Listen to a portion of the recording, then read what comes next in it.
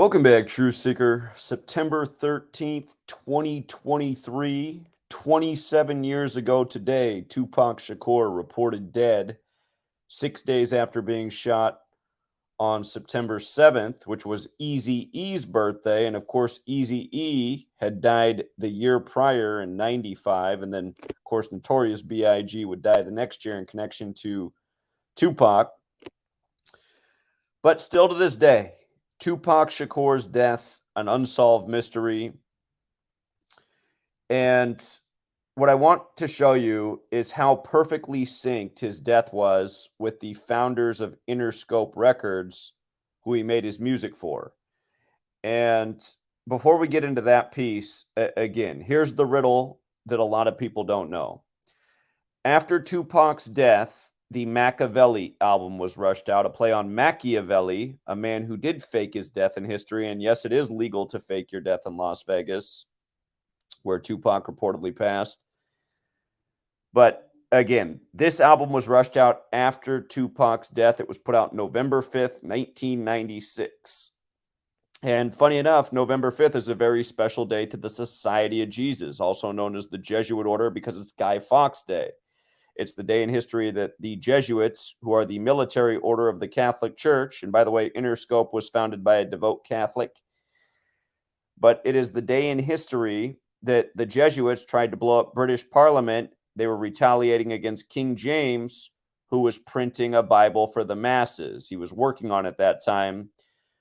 It was November 5th, 1605, 6 years before 1611, when the King James Bible was put out. But again, the Catholic Church didn't want a Bible out there for the masses. They wanted to have the knowledge of the Bible to themselves so that they could hold it over the people, because again, the Catholic Church has always been about using things to make money and all kinds of things. I'm just going to leave it at things because it's such a vague topic. But again, for people who don't know the history of the Catholic Church, again, there'd be no America if it wasn't for the rebellion against the Catholic Church known as the Protestant Reformation. Again, that was led by Martin Luther, who wrote the 95 Theses. That's why Martin Luther King Jr. was assassinated on the 95th day of 1968. It actually ties in with who's really behind Tupac's death. But anyhow, this album rushed out November 5th, 96. The big song on it, Hail Mary. You can't get more Catholic than that. And again, Interscope Records is who's behind this record label, or behind this album, founded by a Catholic. So, Tupac, the day he died, September 13th, that is Cesare Borgia's birthday. And Cesare Borgia is the subject of Machiavelli, the real Machiavelli. The subject of his book, The Prince, is Cesare Borgia. And Cesare Borgia is also who White Jesus is modeled after. So think about the album rushed out after Tupac's death with a play on Machiavelli and him on the cross like Jesus. Just think about it. And let's not forget that Prince died by the numbers in 2016. And then right after Prince's death, Tupac's mother's death was announced on May 3rd. She reportedly died May 2nd, but didn't break in any headlines until May 3rd, which is the real Machiavelli's birthday. And that date, May 3rd, we write at 5-3 like 53. The Machiavelli album was put out exactly 53 days after Tupac died. So, understanding the Tupac, Machiavelli, Cesare Borgia, the Prince parallel. And let's not forget that Prince, the musician, had the song I Would Die For You, where he spelled it with the number 4 and the letter U. Used the 21st letter. Prince died 4/21 on the Queen's birthday. And then his mom died, or Tupac's mom died right after. So, gematria piece. Again, you got to know your gematria. We just said use the 21st letter. That's when you take the alphabetic order. A is 1 up to Z is 26. Notice how the play on Machiavelli equals 74, like rapper, like Jesus, like cross, like Messiah, like gospel, like parables. Again, Jesus spoke in parables. The story of Jesus' life is the gospel. It's 89 chapters. Tupac died 89 days after his June 16th birthday. We'll get to how Interscope Records also equals 89. But if you're new here, gematria is based on the alphabetic order forwards and backwards. And notice how when you run it in reverse, Jesus and Cross are 61. And when you run it forwards, Tupac is 61. But when you run Tupac in reverse, it's 74. So Tupac, Jesus, Cross all share the same numbers. And again, it's a big pattern that extends beyond Tupac. Biggie died 74 days from his birthday. A lot of people get killed by the 74 number. The word killing itself is 74. So is the word stabbing, like how we're on this Catholic calendar, the Gregorian calendar. Again, Tupac died on September 13th, 1996, according to the Catholic Church, because we're on their calendar, speaking their language, which is also accredited to a Catholic monk, Burford of Ramsey Abbey. But the 74th day of the year on this Catholic calendar, the Ides of March, is to remember the killing of Caesar by stabbing.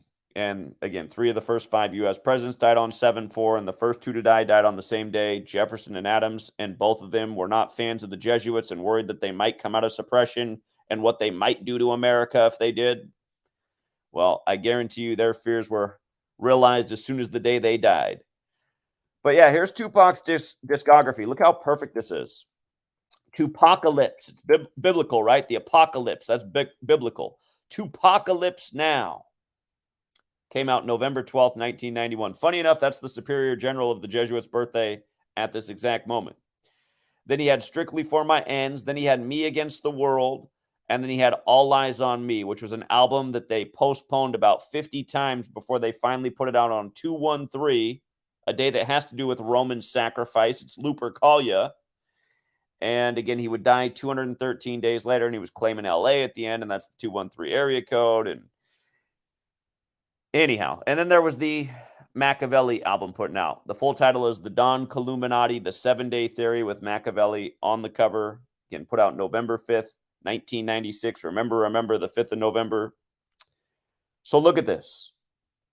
From the first album release, Tupacalypse Now, November 12th, 91, to Tupac's death, 58 months and a day later.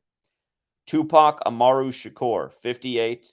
Cesare Borgia, 58. If you're new here, special number 58.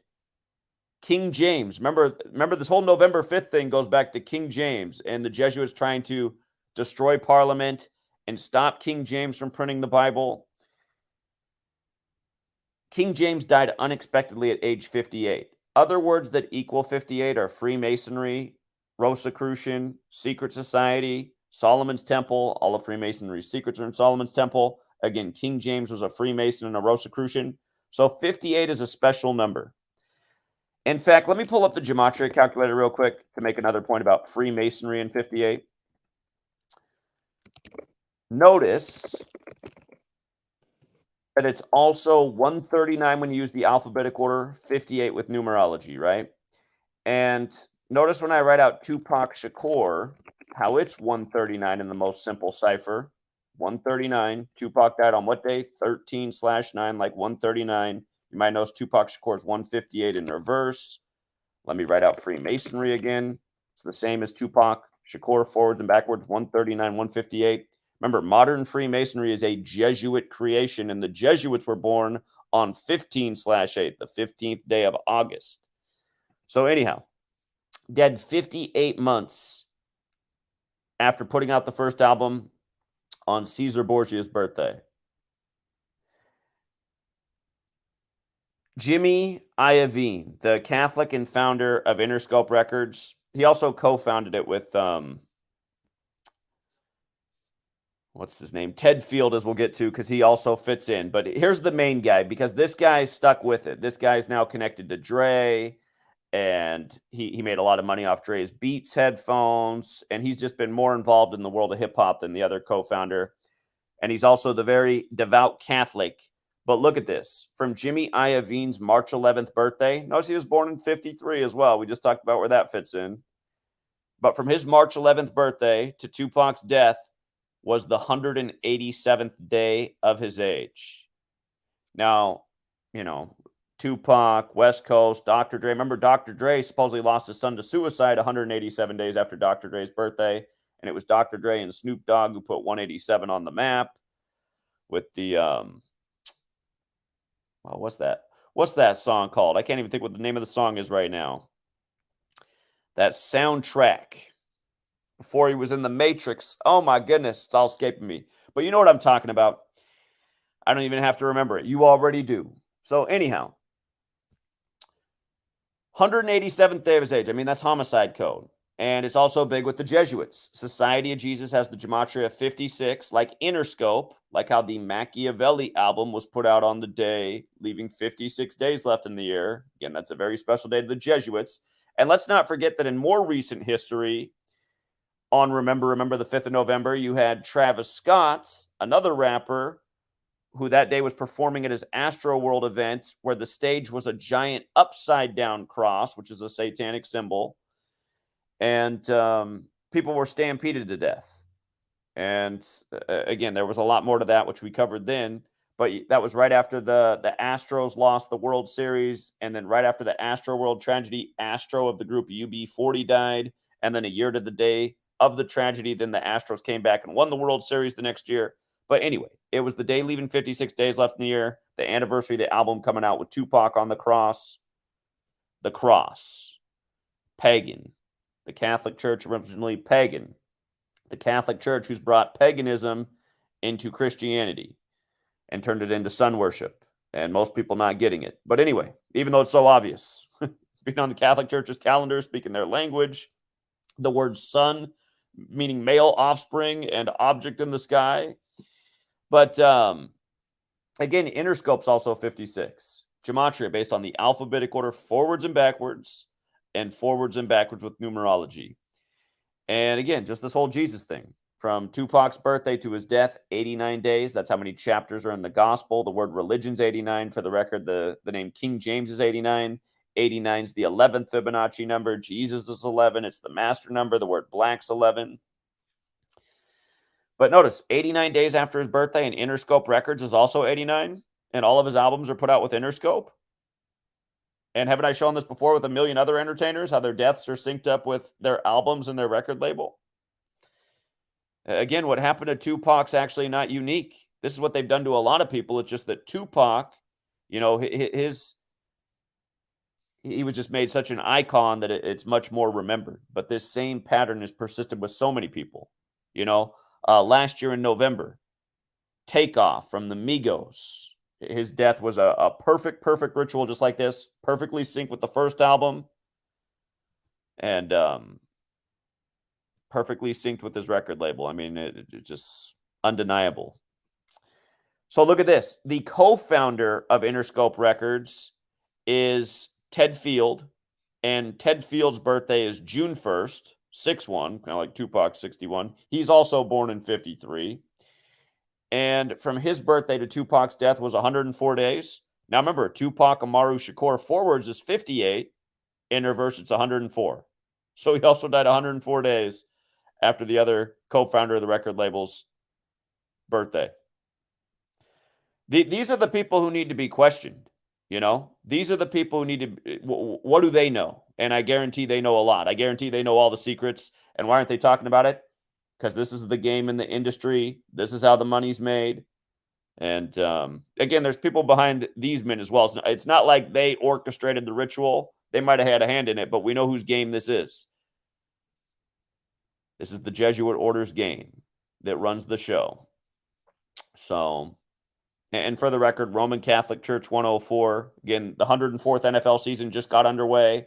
Already some 104 rituals in the bag for the season, including the first touchdown of the season caught by the guy with the 104 gematria.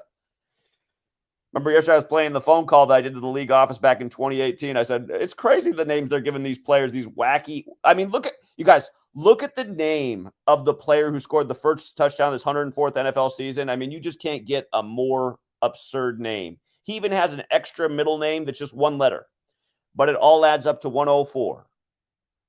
His first name's Amun-Ra, which is associated also, of course, with Egyptian sun god, but also through, as we talked about, through the Romans, connected with Jupiter, which Thursday's named after, and it was Thursday Night Football. But anyway, we're getting into other topics. It's just, could it be any more obvious, you guys?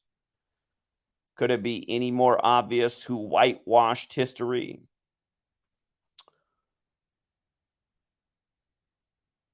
It says that Ted Field, his father, was in the media business. And here's the media that never gets to the bottom of anything. His father took over the Chicago Sun-Times. It became his paper in 56. Go figure. In 56. So, you know what? For good measure, let's see if we can call anybody at Interscope Records today. Okay, hold on. Let's see if they got a number for the public to call. Contacting us. If you are using a screen reader and are having problems using it, let me see. Let me see if that's the right one to contact.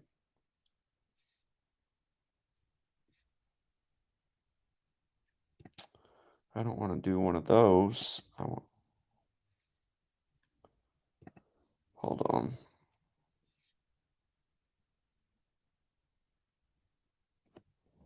They're in Santa Monica. Maybe that's where we should have been today. Outside Interscope Records with the speaker set up.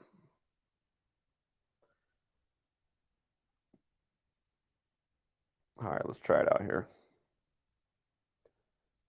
310-865-1000.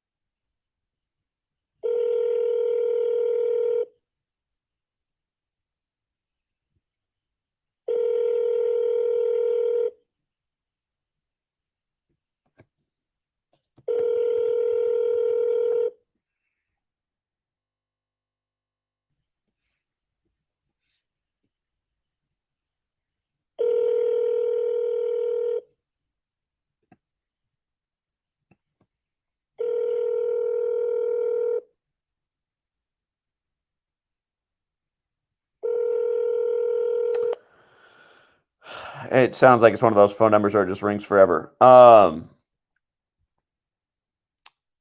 wonder if they've always been located there. Colorado Avenue, huh? Remember, Colorado has that gematria 38. It's the 38th state in order of statehood. It's the number found all over these rap deaths as well. Tupac and Biggie both died on 38 date numerology. Words like death, murder, killing, and RIP are all 38. And, just talking about dead musicians and rituals. Remember, the Smash Mouth singer just died on 9/4, and the band was founded in 94 in Santa Clara, which is Jesuit town. In Santa Clara, CA has the 94 gematria. And again, Smash Mouth goes with football. And then the team that plays in Santa Clara goes into Pittsburgh, where Smash Mouth football, the word was invented for the Steelers. But the Niners go into Pittsburgh and give Tomlin his 94th loss. And then the headlines say that Tomlin got his teeth knocked out like Smash Mouth. Again, you guys, this stuff is sick that's going on. And I'm just so frustrated that how big tech with their algorithms is able to keep this message super suppressed. Because I know if I was doing this video in 2016, 2017, especially after Prince's death, it would have a gazillion views. And that's what this video deserves, is a gazillion views. But yeah, it's also sad, though, that, if I was out on the streets of Seattle presenting this, there's a lot of people that would resonate with it and appreciate it, but there'd be people walking by talking all kinds of trash, too. And we got to figure out what kind of demons are inside these people that just hate the truth so much. So, Brandon Hunter dead at 42, huh? 56th pick in 03. Yeah. Yeah. Is that in the headlines today on the anniversary of Tupac's death? Let me see. 4 hours ago. Collapses. Did he die? I see it said he collapsed. Oh, he is dead. Dead at 42. Man. He played for Orlando, right? LeBron just got his 4th finals in Orlando. That's where Kobe got his 4th finals. We know LeBron got that 4th finals exactly 41 weeks after his birthday. In the same season, Kobe died at 41. And I'll cut to the chase already before I even get going any further. The same people who did the Tupac ritual, it's the same gang who's done the Brandon Hunter ritual. I guarantee you. So these people do. They like I think Nas has some. I think it's on the Belly Sand truck. What does Nas say about the beast loves black meat? He's got hood ends hanging off his teeth, something like that. This actually happened yesterday. Okay. This was yesterday's news. Yesterday was the kill date, right? So yesterday was our kill date for the month. People don't know what the kill date is. It comes up once a month. Next month, it'll be October 11th. It'll be November 10th, then December 9th. But what makes the kill date is the date numerology. So with the alphabetic order, kills 44. With the alphabetic order and numerology, kills 17. With the reverse alphabetic order, kills 64. And with the reverse alphabetic order and numerology, kills 28. Deadly things in the news yesterday. You had a mass shooting at a school. You got this. You had the flooding in Libya. But yesterday's date numerology was 64. The different paths for yesterday's date numerology were 64, 28, and 44. So once a month, you will have a date that will have at least 3 of those 4 kill values. And that's what makes the kill date. And again, it was September 12th for this year. It won't be September 12th next year because next year you have a different year. So again, 9 plus 12 plus 20 plus 23 is 64. 9 plus 12 plus 23 is 44. 9 plus 12, and then the compressed digits of the year, 2 plus 0 plus 2 plus 3 is 28. And again, I didn't invent any of these methods. These are just all numerology paths. They almost all break down to the same single-digit number. But wow, they just spell it all out for you here. You don't even need to decode it. He was 42 years old. Everyone should. Hey, I know a lot of new people in Seattle know about 42. Wasn't I just on the streets talking about how all this racial shaming with 42 and all these rituals with this number? I'm sure there was a few people who heard that lesson and probably saw this headline. They're like, damn, there it is again. Brandon Hunter dead at 42. And then, yeah, it says right there, he was the 50th. Look at all the numbers, you guys. 56th pick of the draft. Then they have to say he played in 67 games. I almost feel like I helped the Illuminati get better at their rituals. If you guys are new here, we're always talking about the same stuff. Blood sacrifice, 67. Human sacrifice, 67. Again, Society of Jesus, 56. With regards to 42, the N-word's 42, slavery's 42, Jackie's 42, Tuskegee's 42, and it's a long list. He had a career-high 17 points. And I just said he died on the kill day, right? And also in the NBA. The NBA is the 17 league. LeBron comes over from the 17th state, Ohio, on the first day of the 7th month, and then wins the Lakers their 17th championship in his 17th season. Moses Malone and Daryl Dawkins dead 17 days apart, just before Kobe's last season. Again, they were the first 2 players out of high school for the ABA and NBA, and with Philly connections like Kobe. But yeah, this in there he is wearing number 34 too. Here, I'll show you the thing about Orlando and murder. And speaking of Orlando, and this being around the time of the Tupac, I just wrote Brown subliminally, but again, Orlando Brown, always the name that comes up with Tupac. You see how Orlando and murder are 79, 34, 38 in all those ciphers? You see how murder is also 83? Since we're talking Tupac, Orlando Brown, again, that's always the name. Or am I tripping? Hold on.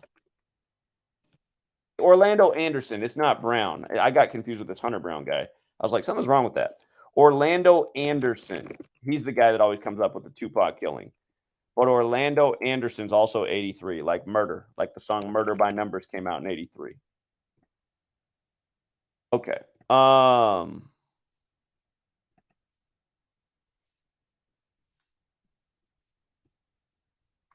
I guess the only thing left to do is see how many days from his birthday it was.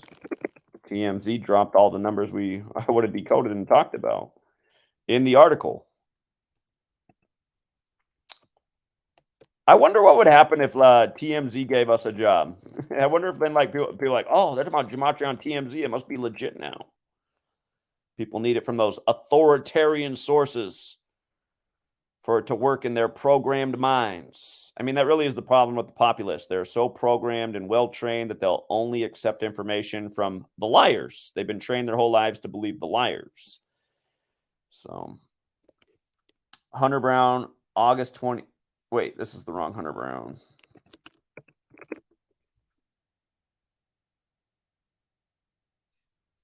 Or what am I? Brandon Hunter. I'm getting all kinds of confused. Brandon Hunter. My bad. Brandon Hunter.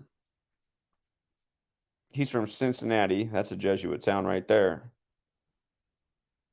I remember at the All-Star game when those guys were all from Cincinnati. I said, do you find it strange that the Who concert tragedy in Cincinnati was on the anniversary of the actual Xavier, who Xavier University is named after? And like, no, I just think that's a coincidence. It's like, God, people are dumb. Just instantly a coincidence, huh? 1 in 365 chance. Plus, then you learn gematria. Xavier equals 79, like the Who, like murder, and it happened in 79. Anyway, Brandon Hunter, born November 24th, the day leaving 37 days left in the year. Or if you count November 24th through December 31st, those are the last total 38 days in the year. There's 37 days after it. Yeah, let's measure from his birth to his death real quick.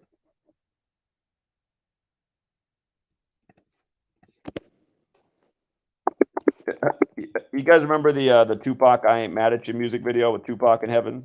Last music video he did before his death. So from his last birthday to his death was his 293rd day of his age, which is the 62nd prime number. Sacrifice and Faustian bargain are 62. He died 41 weeks and 6 days into his age, which means he died in his 42nd week of life, going with dying at age 42. And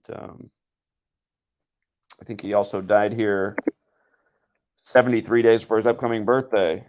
Yeah, 73 days, or if you count the span, it's a span of 74. And both 73 and 74 matter. Biggie's death is the same way. It's 73 days before his birthday, or a span of 74. Sacrifice is 73, killing is 74. So, we start out talking about Tupac and the many men who've been killed in the 74 Society of Jesus rituals, and finish the stream with, Brandon Hunter. And for the record, when you spell out 42 as a word, it also equals 74. And that's actually interesting in terms of the Bible because, again, Jesus is 74. Even Jesus Christ is 74. But the story of Jesus begins with the 42 generations to Jesus in the New Testament, which is another 42. And the word new alone is 42. And the word math is 42. And the New Testament begins with math. You see how math's 42, forward 66 in reverse, just like New Testament? And Protestant Bibles end with the 66th book. And the fourth book of the Bible is called Numbers.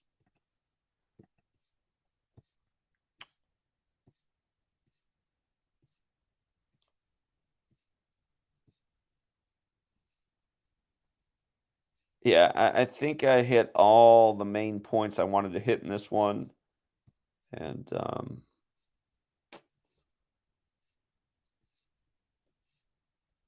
yeah, the entertainment world is wicked. Death sells. You got to remember that. These record labels have an incentive for their musicians to die. They make way more money.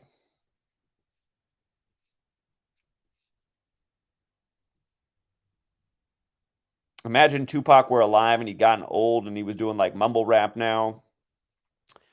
He was collaborating with the Migos. It would ruin the whole legacy. So, legacy, that's an important thing to these people too. Hip hop music was really grown in the 90s when all these deaths happened.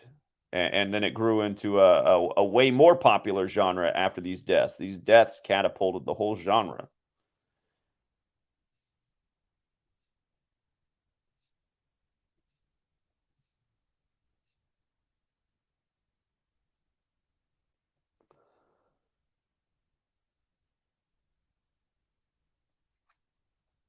Okay, yeah, I think I hit all the main points. I mean, there is even more about Tupac's death that we've covered in the past, but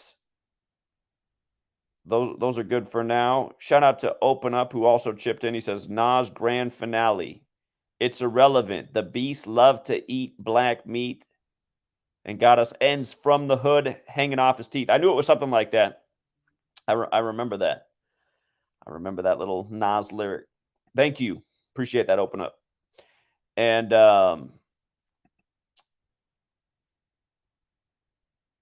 NFL season began on his shooting date, ends in Vegas. Yeah, I actually meant to make that point. Thank you for doing that, Gematria Sense. Again, Tupac died in Vegas this year. The Super Bowl. Here, again, let's make it real clear, you guys. Super Bowl 58's in Vegas this year, right? And it's the 104th NFL season. And where's the right post? Again, Tupac Amaru Shakur, 58 and 104. You think that I think this year we're going to see the Tupac hologram. They said they were going to do it the other year in LA and they didn't. And they even put it in the media that they were going to do it and then they didn't. So I'm guessing they're saving it for something else. I suspect this year at the Super Bowl we see the Tupac hologram. Tupac Amaru Shakur 58 104. Again, dead 58 months. And think about how short that is, you guys. 58 months after he made it in the money. He only had 58 months to live once he got paid for his music. That's 4.5 years. But again, the other co-founder, his death is perfectly synced with both founders of Interscope, but one of them 104 days after the birthday. 89 days after his own birthday, and 89 chapters in the gospel, 187th day, Jimmy Iovine, who's been making all the money with Dre. But yeah, the first album out November 12th. So, and this NFL season, you guys, began September 7th, and that's the day in history Tupac was shot. Again, on Eazy-E's birthday, who died in the big Jesuit ritual the year prior. Eazy-E died on 26/3, like 263, the 56th prime. And he died 201 days after his own birthday, after Ice Cube's Lethal Injection album, and 201's a huge number with the Jesuits, like 56. So, yeah. Yeah, good one, Gematria Sense. And shout out to I did not get a haircut. What I did is I'm at my mom's house. I'm where I was. I'm where I was the day Tupac died. I remember I was out in the front yard. We used to have a basketball hoop in front of the house, and I was playing basketball with the neighbor kids. And my dad came out and he goes, "Hey, hey, hey! You guys hear what happened?" And this is, nobody had. This is before, when you heard information, it was because it came through the TV or the radio back then. But we were like, "What? What happened?" He's like, "Tupac died." I was like, "Stop trying to act like you know what you're talking about. Tupac? That's not even how you pronounce his name." But anyway, yeah, we were all like, "Whoa, it's crazy." We knew what he was saying, but man, where does the time go? I can't believe that was 27 years ago. How old would I have been? I was uh I was 13 and change. But yeah, I'm at mom's house right now. Slept on the couch and didn't even do the hair. So anyway, been traveling all over. I had to get sweet lady into town for something she's got to do. So anyway, anyway, thank you to everyone who hits the like and the share. And yeah, if you guys forgot this one too, Dr. Dre's 20-year-old son found dead, and they said it was a suicide. And again, it was 187 days after Dre's 43rd birthday.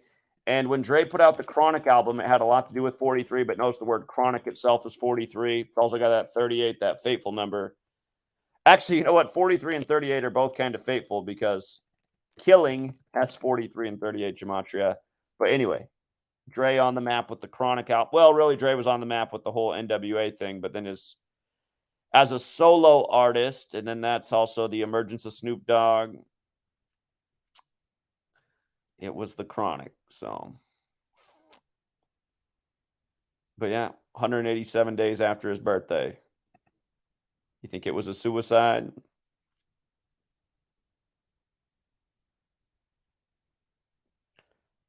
And again, the lesson here every day on this channel is why authority should not be, because authority makes the rules and chooses when to enforce them.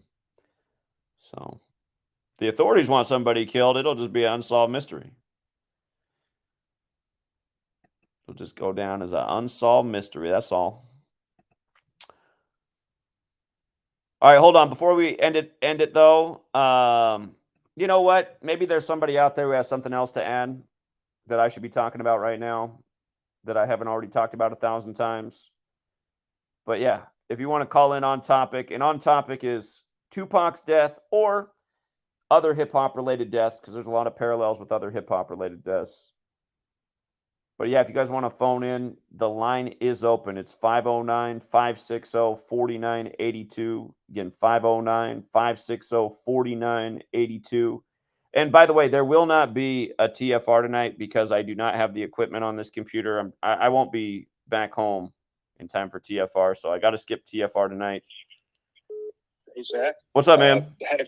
Had a quick one. Did you mention how on June 16th, on Tupac's birthday, the Oakland Athletics and Warriors beat the Celtics to win the title?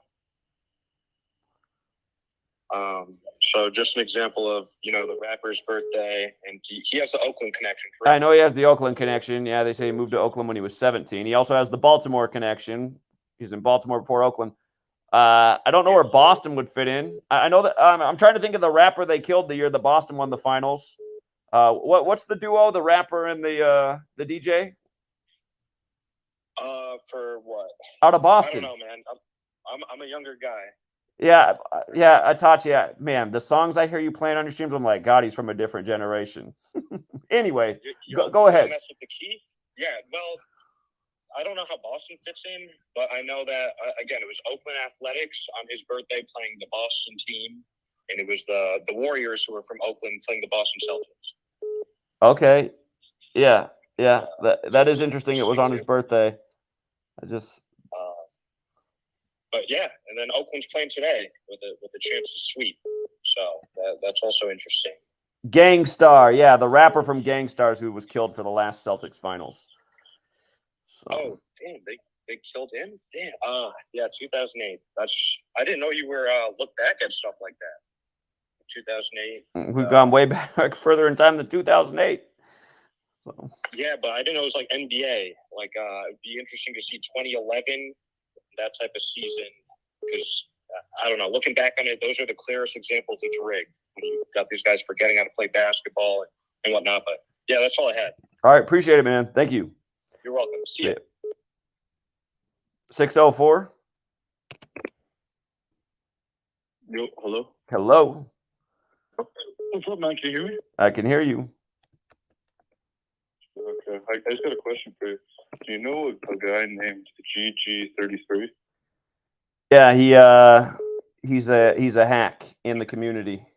Rides on my coattails, doesn't give credit, and again in 2016, the only thing he got right was the pick he copied me on with LeBron, and then because he got so embarrassed that he got schooled that year, the way he did it, like the long-nosed type he is after getting hammered that year, what did he do? He launched a website called Gematria Fraud with my face on it after I put him to shame. So again, he's the reason why a lot of people don't like the long noses. And again, GG33, total clown, you guys. Not anyone to follow. Yeah, I just saw him on YouTube, and like just the stuff he was talking about, it seemed half legit and half just like. Yeah, he's a goon. Yeah, just stay away from that guy. Total clown, and he also makes it seem like sports are legitimate, and it's just like a numerology in the air that's making outcomes happen. That's bullshit. So. Okay. One more question, man. Are you religious? No. Gary is, though. Gary, GG, who you just called about, who's Gary. He's a Berg. Yeah. He goes to the Saturday school, if you know what I mean. So, has a 33 tattooed on his arm. Anyway. But you believe in God, though, right? Yeah, I think there's a creator, but I'm not religious. Okay. No, I mean, I get what you're saying, like, with the whole religion thing, but at the same time, when I look at Gematria, I look at all, like, the people you're talking about and stuff. Like, the one thing they hate is religion and, like, community and family. They don't hate Christianity, that religion. sort of stuff. They don't hate religion. They promote religion. I agree with you in some sense, but they hate the family unit and They people definitely actually hate the working family together. unit. Yeah, they want to destroy families. They want everyone as an individual. They want nobody united. Exactly. Okay. That's the whole game. I was just talking about that openly in Seattle, how they just want everybody as their own island, thinking that they're almighty. That's not the way it is. That's why a small network of people rule over humanity, because they're very organized, this network that rules, but there's not a lot of them. And then the rest of us, we're just all out for ourselves. So I agree with you. But don't you think like proper religion, if you're actually following any practice, really, like if you're actually following it, if you're going to be opposed to what the system is pushing, right? Say it again.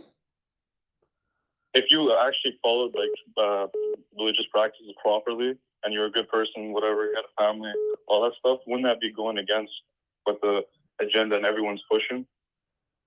Well, I mean, so I mean, religion is so vague, right? I mean, you can talk to 100 different Christians and get 100 different opinions. And again, just to make a point, it's like if everybody was living by the golden rule, which is a spiritual teaching in pretty much every religion, if it was just about the golden rule, treat other people the way you want to be treated, we'd live in a glorious world. That's why I always say, I mean, you could just cut religion down to essentially a paragraph, and if everybody could just abide by that, we'd be good to go.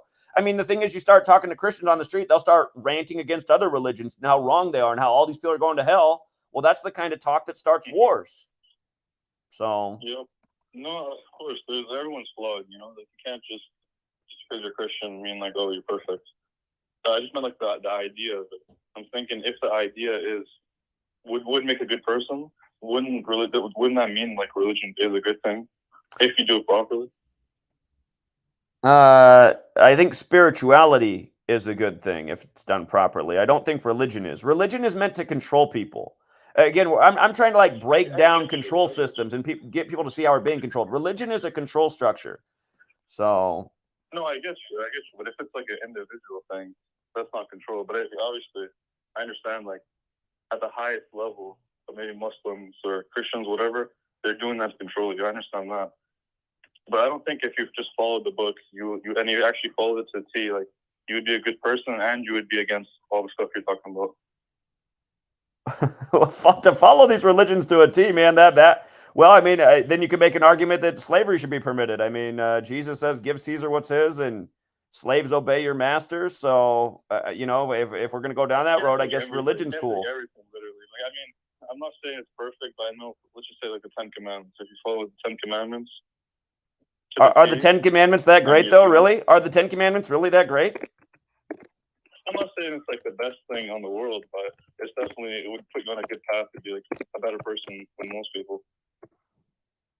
Like the 10 Commandments are missing some things, and some of the stuff it's like, I'm not even sure about that. I feel like the golden rule is the one. Treat other people the way you want to be treated.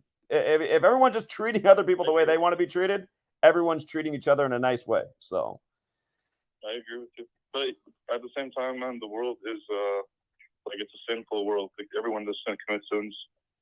You can't live a life perfectly, even if you're the perfect person. Sure. So that's not even like what it's about. Like, sure. Okay. And all one right. more thing, man. You ever gonna come over to Canada, do some work here?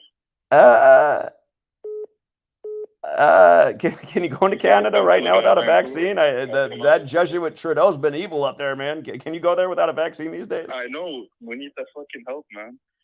We're living here with Trudeau and shit. I do like Vancouver, BC. If I can come up there without a vaccine, maybe I will. So I'll look into it. I think nowadays the vaccine stuff is pretty light. I'm not sure if you have to look into it. But if you do, for sure, I'd be out there. I'll help you out. Okay. Like have like one of those events, like the Seattle ones. Okay. All right. There's probably a lot of people in Vancouver, actually. Yeah. I've seen some good things in Vancouver. All right. Appreciate the call, man. Thank you. Okay. Thank you. All right, take care. See you. Yeah, I'll look into if I can go to Vancouver without a vaccine these days.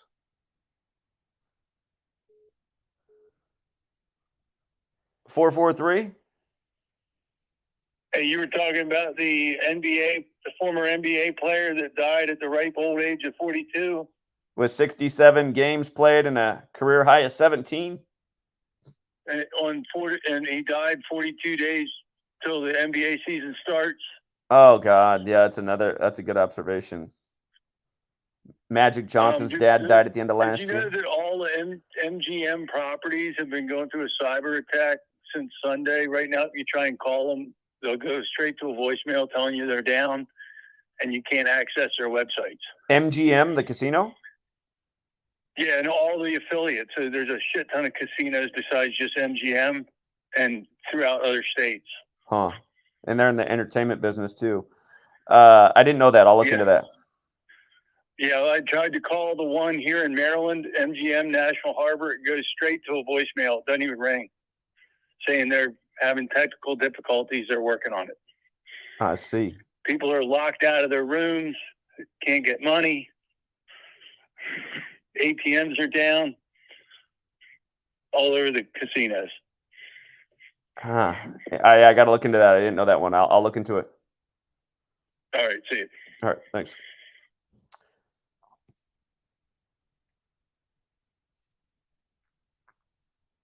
I see that Black Hand comment. That's what set off World War I.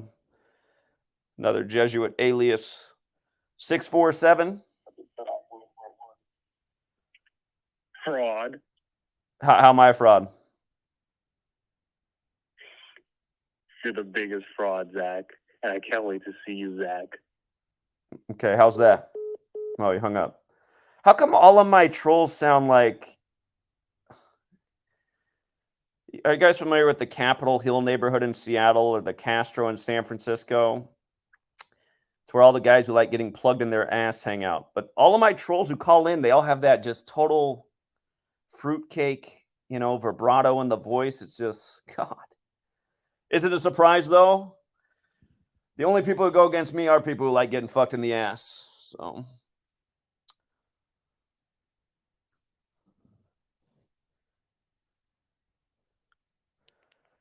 908. Hello? Hello? Hey, what's up, Zach? How you doing? Doing all right. What's up? Nothing. I've just been following you for a while, and I've always been into math, and I sports gamble, so I'm part of the Patreon. And the Jets game, that really, if people don't believe after the Jets game with the numbers, that was just crazy. Did we need the Jets game? I didn't realize we needed any more examples to prove our point, but yeah, I know what you mean. That was super blatant on the 22nd anniversary. And go back a year ago, the New York teams were scoring 21 points last year on the 21st anniversary. When you put your post up on Twitter about, the checkout Aaron Rodgers, it was like a riddle you put up, So I started really going in, looking for everything. And Aaron Charles Rodgers is 201, East Rutherford's 201, because I'm from Jersey. And it's also 515, and that also had something to do with it. It's really just crazy how, if you look into the numbers, and last night with the Cardinals, that was a big call, Yeah. Oh, the Cardinals looked great yesterday in baseball. They had everything lined up for the Cards yesterday. Dude, A's looked great again. A's have been killing for us lately, man. A's have been building bank accounts. So, dude, last night, also, the fanboys, Adam Wainwright was pitching for the Cardinals, and he's a huge bum. So that was crazy, So, veteran, though. Veteran. It's really hard to talk to a lot of my friends and stuff with this because, after you keep saying 33 so many times, you start sounding, they think you're crazy and stuff. But shit, dude, it's all right there, really. You know what I'm saying? You can't deny it. The only thing that keeps people. The only thing that keeps people from seeing what we're showing them is cognitive dissonance. They just don't want to see it. Yeah, number 3 with 3 interceptions. When does that happen, dude? And what's his name? Josh Allen. He just was on the cover of Madden this year. So, you know what I'm saying? He signed his deal to get paid big money with them. So he's a sports actor. He'll do whatever they tell him, And Aaron Rodgers, same thing. I knew that in terms of sports gambling, the whole Aaron Rodgers was just a big finesse by the sports books, to get everyone out here to bet the Jets win total, to make the playoffs, all those props, So they cleaned up really good on 9/11. So Indeed they did. yep. Yeah. So I mean, I got people who call and say fraud. I mean, I don't know how they can really say that. They're the frauds. They know that. That's why when I ask them how, yeah. they have nothing to go. They just say the same line again and then hang up. It's like, okay, there's more proof. Honestly, too, one of my favorite nights was when you were out here calling everyone goyim. I don't know if you remember that night. Oh, I do that all the time. I do that all the time. Yeah, that's like that's one of my favorite words now too. So I just want to say thank you and keep it up, bro. Because people will wake up sooner or later. So.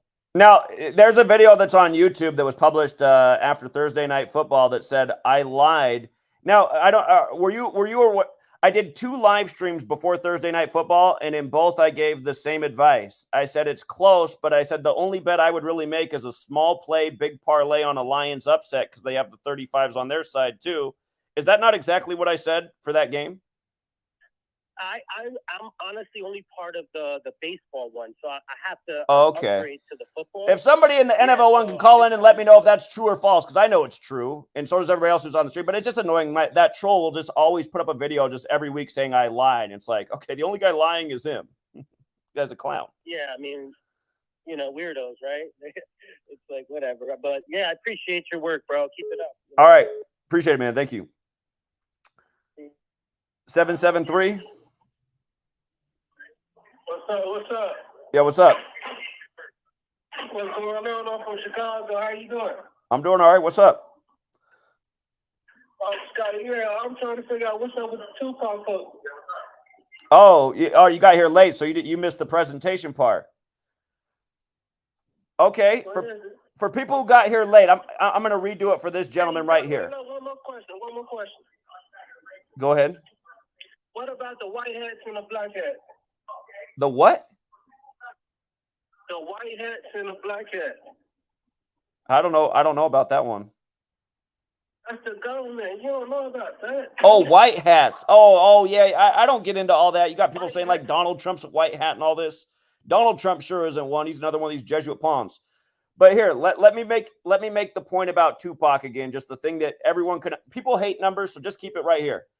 Again, Tupac died on Cesare Borgia's birthday. That's who White Jesus is modeled after.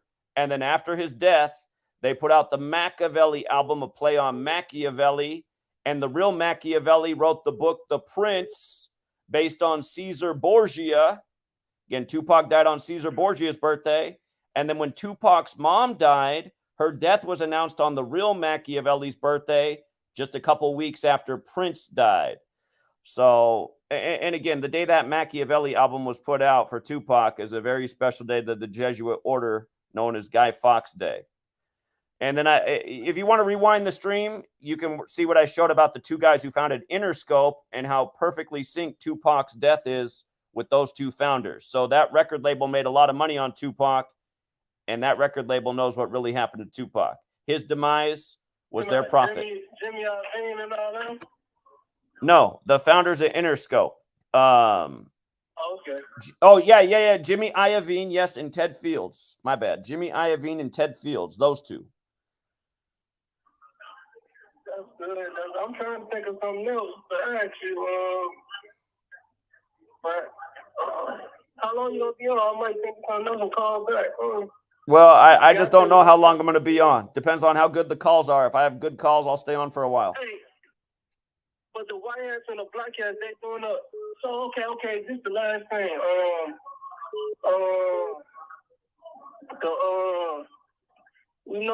So is the presidency, is it really the military? They really in control of the country, right? Yeah. The Jesuits who run this nation are a military order, and they operate by infiltration. Yeah, this is a military nation all the way. I thought the white hats and the black hats was like the good guys, supposedly. But there's not enough white hats. Black hats are winning. So the black hat's the bad guy. Yeah. Humanity's got to become the white hats. Humanity's got to wake up to who's ruling over us and do something about it. We can't wait for some special people in the government. What I keep trying to teach people is this whole government's so corrupt. And people need to realize that, do they really need an authority to always be telling them what to do? I mean, that's the way our whole lives have been, that we've had this authority telling us what to do. You got to be in this classroom learning about Christopher Columbus. Now you're going to learn about this. And then we get out of school after 13 years of pledging the 13 stripes. We don't know anything about anything. We don't have any skills. So again, we got to get rid of this whole authority system. We need to get back to the way our ancestors were before there were governments and all this nonsense we now live under. But anyway, man, I appreciate the call. Thank you. That's just our community. Thanks. Yeah, you're welcome. Thank you. All right. Take care. He's got that accent. I couldn't understand how he was saying white hats and black hats at first, but yeah, a lot of people, they like to smoke on the hopium. So they got like, oh, QAnon and Donald Trump about to save us. So sorry, 559. I just tried to pick up, but when I picked up, it hung up. 504. Everybody who's trying to call in right now, you just got to time it just right. It's funny, I just missed like 5 calls, but here we go. 504. Hello? What's going on, Zach? I don't know, but since you called in, I decided to go back and look at Master P's daughter for everyone who forgot that one. So. Wow. Yeah, Master P. Most definitely. Man, what I called you about, I have a few questions. What do you think about using those other ciphers outside of that is 4 or 5 main ciphers you use? The other ciphers matter. No, the other ciphers definitely matter. I mean, if you've read my first book, I go into all the other ciphers. It's just these days I just keep it to 4 because it's easier for people to understand. And I mean, you can reveal a lot with just the 4 base ciphers. But yeah, there is more. There are more ciphers. Okay. Now I want to elaborate on that, but I don't want to hold your phone line up. My next thing is September 23rd. Did you hear anything about it? Yeah, well, every year there's hype that the world's going to end on September 23rd. Okay, because of the 923 and then all the stuff showing on the. It is a significant day. And stuff like that. Again, it's the 266th day of the year. The Jesuit motto is Sus Hominum Salvator 266. We're in the time of the first Jesuit Pope, who's the 266th Pope, and that's why he spoke in Washington, D.C. He spoke in D.C. on September 23rd in 2015. The Pope's supposed to be going to meet with Emmanuel Macron, the French president, or whatever the hell he is, on that day as well, I think. Yeah, well, that makes sense, right? That makes sense. The Jesuits are from France. That's why he's Pope Francis. Okay. And then they said something about October 4th, too, as well. Something's supposed to go down on October 4th. But I looked at, I want to say, I lost track. But it was a 329 somewhere on there, and I think it was with Macron or whatever, but I don't know the significance of it. That's why I asked you, and you basically answered that for me. Now, can I use those extra ciphers for to figure out with the parlays and stuff with the sports? In my experience, the especially the dark blue cipher and the base cipher are the best for sports. You can always try and learn more. Sometimes, like if a team's gonna get an all-time win franchise number. Versus another franchise, the Jewish gematria will give you bigger numbers. So like the team name might, like in the base ciphers, it might equal 50, but then the Jewish cipher, it might equal like 481. And then a team can pick up the 481st win versus that team. So occasionally you'll see things like that with Jewish gematria for the team names. So you can look more at the other ciphers, but I think you'll have your best luck with the base ciphers. Okay. So who are you based off? I used those extra ciphers for the first game with Colorado, and I got a lot of information out of there using that, and that helped me with my pick actually for the first 2 games of Colorado. Okay. And I don't know the riddle yet, but I kind of see where things are going with Colorado, and according to the numbers, what do you think? Colorado. Are we talking about the Rockies? What Colorado team? Football team? Deion Sanders team? Deion, yeah. Oh yeah, Deion Sanders team. Yeah, Deion's definitely going places. I haven't really been doing much Colorado football decoding. We looked at the first game.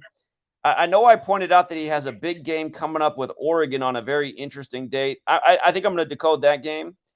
But yeah, Deion Sanders is 56 years old right now. 56 is so important to Black history. The first Black president elected in the 56th election. The phrase Black Lives Matter is 56. We're talking about Tupac's death and then them putting him out the album of him on the cross on the day, leaving 56 days left in the year. So yeah, Deion being 56 right now. Buffalo is 65. So yeah. Yeah, but Colorado Buffs is 56. So, and I think Deion, and then at 88 stood out to me too, because Deion, just the name Deion is 88. And then I thought about the 808 hip hop thing you was talking about. I remember you talked about that, the 808 being invented in Japan, and then something else with Hawaii in 88 too. I can't remember, but it was something about that 88 you pointed out that was interesting to me. Yeah, the hip hop drum machine and the 808 area code for Hawaii being made on August 8th.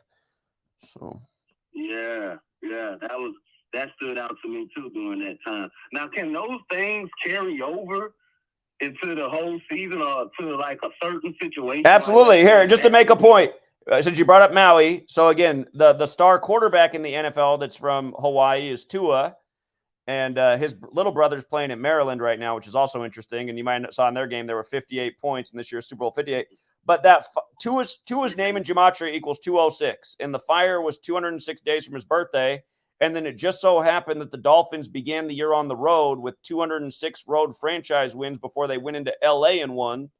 So again, yeah, you follow the patterns, news and sports. It's all connected. And Tua, just the name by itself, Tua is 42, so that's something to think about as well. Sure. In 83, like football 83, isn't Walter Camp 83 or something like that? Or not? Yeah, indeed. Oh. Okay. Well, I was just calling, ask you a few questions about that. I'm gonna let you carry on your show. I enjoy your work, man. I really do. Appreciate it. Thank you. And those Saints, you gotta love the Saints. Dennis Allen got his 16th win over the 16th state with 16 points. We love the Saints this past weekend. And again, he was from the 504, that caller, which is New Orleans, and that's where Master P and No Limit Records are, and Cash Money Records. And again, Master P's daughter, dead at 29. We know the word black is 29. Remember, just back in the news, the beating of the 29-year-old black man in Memphis by the 5 black cops. It's black on black crime, but this time the police are involved. Anyway, when his daughter died at 29, it was 29 days after Master P's birthday, and Master P's gematria 29. And again, that's why there's the song out there, Gematria, the killing name. It's why there's the song out there, Murder by Numbers. You can pretty much solve every entertainment death mystery with gematria. 252. Yeah, Jack, I'm only going to take like 5 seconds. You know, you can take as long as you want. You can take as long as you want. You guys, right now, this is the #1 ranked gematria decoder in the world right here on the phone. How old are you? I'm only 19, man. 19. There it is. 19 years old, and he's already #1 in the world. He's like, he's the Coco Gauff of gematria, except for it's legitimate. Yeah, I'm glad you recognize that, bro. I appreciate it. But I just had to call in. I know you just said Tua's little brother. I didn't even know he had a little brother that plays for Maryland. I had to look that up immediately. And I go look at that, and I literally have done this whole big piece on how the Dolphins and Maryland have this connection through Don Shula getting his first head coaching job for the Baltimore Colts in '63. And my thing with that is, Tua's little brother was born on the 58th day of the year. He was born on February 26th, but it's a leap year. I see. So it's the 58th day of the year. I see. Was he born in 96? Wait. No, he wouldn't have been born in 96. Well, we're usually born like 2000? Yeah. 2000, yeah. Okay, I'm listening. Yeah, but yeah. Oh, shit. Okay, well, I'm seeing he going to Alabama. That'll make a lot of sense. He went to Alabama. But so the Dolphins just opened up their 58th season, like I keep talking about. They just opened up their 58th season. His little brother born on the 58th day of the year, and Don Shula got the connection with Baltimore through 58.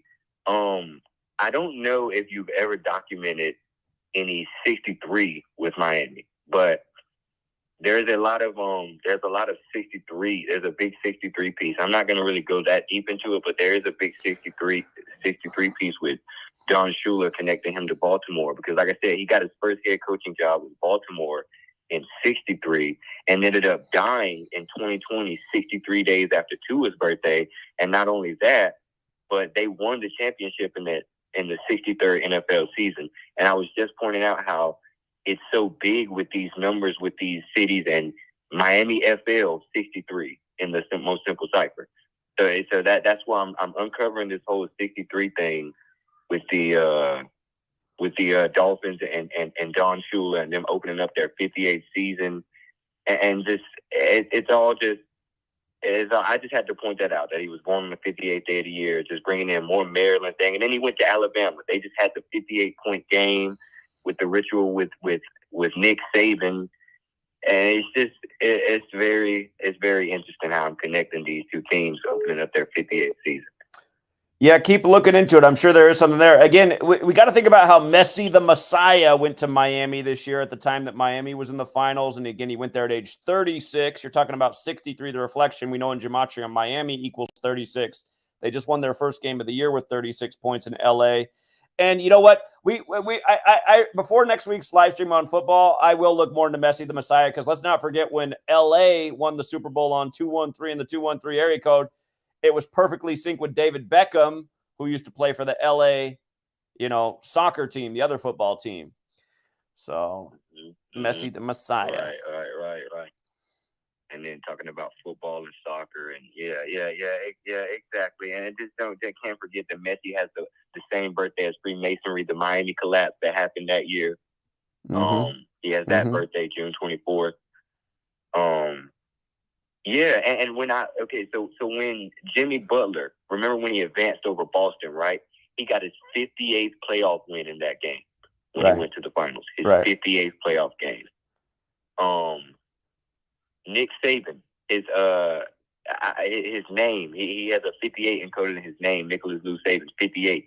He had the 58 ritual with the 58 points, 52 days for his birthday, Dolphins 52. But the next day, and then that was on September 9th, right? 9/9 on California's birthday. But yeah, it was on September 9th. The next day, Tua became 9-9 against the Chargers.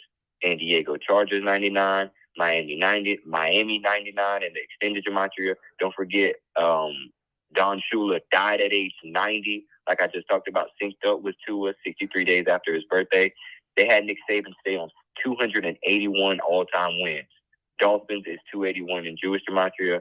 And this next week coming up. Well, 281, hold on. 281 is the 60th prime number, too. And you're talking about 1963, which was 60 years ago. So there's probably something to that. Yeah, there probably is. Yeah, there probably. Okay, so there. I'll try to uncover this 60 piece, because the thing is, the Dolphins had so it's just okay. So 4. There's a big. I'm not even gonna go to that. Anyways, I'll get to that 60 for you. I'll bring it up next. Well, here. Remember, sports and news and history go together. There's a lot of. Remember, you just had that. Okay. We just had the assassination in. Was it Ecuador? I think it was Ecuador. And the guy was born in 63 and he got assassinated 63 days from his birthday. And again, he got assassinated on the day leaving 144 days left in the year. Like JFK was killed in 63, 144 days from meeting with the Pope. And then his brother died at 144 in the morning. And then all the 144s with the upcoming election and it being 144 days after Trump's birthday. So there could be a storyline that has not unfolded yet that's going to unfold that'll really bring all this stuff together. And then we'll be going, oh, no wonder they're talking about 1963 so much. I see what they're doing here. Maybe go back and look at what was going on in pro football in 63. That was before the leagues merged and before the Super Bowl era. So. Yeah, indeed. Yeah, they're definitely. And I was just telling my friend that he kept bringing up everything about the news, and I kept going back to sports. He was like, "Why keep talking about the NFL?" I was like, "Man, because they foreshadowed the news through the sports, and they foreshadowed the sports through the news. It's all just one big thing." Will you show your friends you went 10-1 in the NFL in week 1? How'd they react to that? He doesn't want to bet. He doesn't want to gamble. He's too scared to gamble. Yeah. Even with my picks, he still doesn't want to gamble. Well, you keep doing it, then he might change his mind, or at least he'll realize that you're definitely on point. So. Yeah, he does. Yeah, he does recognize that. He's really he's the one who that's the same friend that even introduced me to your channel. He had never been on as big as I am on it, but me and him talk about it a lot every day, just going over it, because I mean it is This stuff never fails to fascinate me, man. I mean, if I didn't know gematria and you came up to me and said, "Hey, they're killing people, leaving hints through the calendar, certain days," or just if you just told me any pieces of this without telling me gematria, I'd be stuck just on that itself. Indeed. Well, keep up the great work. Appreciate the call. Yep. All right. I'll be in the next sports stream. All right. Take care, man. Yep. Okie dokie. 407. Take care, man. Hello. What it do, Mr. Zach? How's everything? It's going all right. Hey, so quick question, brother. Are we not looking at Baltimore to try and win this Super Bowl? Well, again, there's been a lot of clues for Baltimore. I mean, I'm not. This wasn't supposed to be a football live stream, but yeah, because I'm looking at Lamar right now, and especially John Harbaugh on the day that he even plays. If you look at like the time, like if you type in, John Harbaugh, he played. You see 211 in his name. Yeah, his name is 211 and 58, isn't it? Yes, sir. So I'm looking at them. I look at Lamar because that 8 for me has been just floating around. Texans just became 2-11 versus the Ravens all time losing. Yes, sir. And I'm thinking that it's just a little bit of a funniness going around, and I think people are probably underplaying the whole Lamar and Baltimore with Zay Flowers. If you look at Zay Flowers, his birthday September 11th. Jesuit educated. He's a Jesuit. Yes, sir. So, yeah, man, I just want to say, man, awesome channel. Keep doing what you're doing. Hey, I'll me up from here. All right. Appreciate it. Later.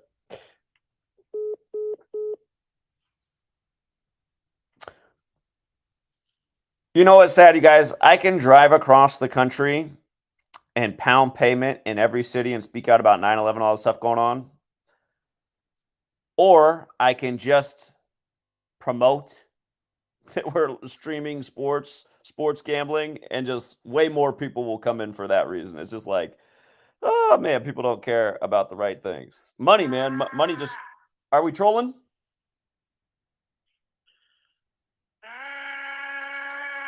You got to do better. What, are you trying to pull out your butt plug? We don't want to hear that, man. That's gross. Oh my God. But yeah, it's just, money, man. People just want money. Gotta change the world.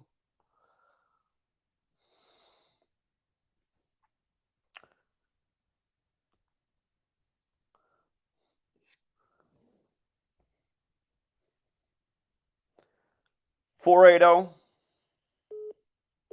Hey, did you see Yahoo News put out an article today that the Mexican Congress is looking at, quote, alien corpses, end quote. Yeah, they always just anything but the truth, man. Just got to keep the masses constantly distracted. That's the latest water cooler talk. So yeah, just wanted to see if you had looked into it at all. Thanks. I didn't even know about it, but I will look into it. All right. The calls are about everything but Tupac. People are like, man, Tupac happened 27 years ago. 909. Hi, Dak. I'm calling from California. Yeah. Shocked that you picked up. I'm very new to your channel. I'm very new to gematria, and since I live in California, they have local horse racing out here, and I was wondering if that too is also, or is everything rigged, or I'm not sure about local horse racing. I know the big races are. I'm not sure about local. That's something I'd have to put more attention to, and I just haven't done that. Okay, because basically in California, I was looking at, but we can't bet on football games, baseball games, and the only thing we really have out here is the local horse races. There's no better way to find out than to put the knowledge to the test and see if you can observe anything. It's a possibility that it is. Maybe not every race. Maybe some races are. Maybe ones that have more money on them, bigger events. So, but I do not have a definitive answer on that, unfortunately. Oh, okay. Well, I'm just gonna keep listening and keep learning and get your book. But thank you for all your hard work, and hopefully you can come out to California. And I'll be back. I'll definitely be back. So I appreciate that. Thank you. Okay, great. All right. Thank you. Yeah. Take care. Bye-bye. Bye. All right. Shout out to John Mendoza. Thank you again, Carl. And Royal Gush, thank you as well. Appreciate your work, Zach. Just know that your work is doing numbers. The message is getting out. I appreciate that. We just got to get it out way bigger, way faster. Because things are going bad very quickly. Hello? 510. Yeah, I have this one isn't Tupac related, but it's music related. I was listening to the album Another Green World by Brian Eno, and I realized the name was, So I realized the track list, and there's a bunch of gematria here. So there's a song called Over Fire Island on the album, Another Green World. So just the title, there's some coincidence. And the next track talks about burning islands and stuff. But Another Green World in reverse Pythagorean is 86. Over Fire Island, that also equals 86. And then in Pythagorean, so you have it match there, which is interesting. Pythagorean gematria, the artist name Brian Eno equals to 42, and that track name Over Fire Island equals 276. So a lot of very significant numbers there. And again, with the green world, at the heart chakra thing, like you mentioned with the Moana, which I didn't even know about. But yeah. Okay. Interesting. Appreciate it. Yep. All right. Have a good one. Yeah, you too. 517. Hello? Yeah, hello? Yeah, you're on. Yeah. Hello, can you hear me? I hear you. Yeah, you're on. Oh, yeah. Yeah, I'm the one that met you in Los Angeles when you came over here and protested, right by the Staples Center a few months ago, anti-Masonic, and that's my YouTube channel.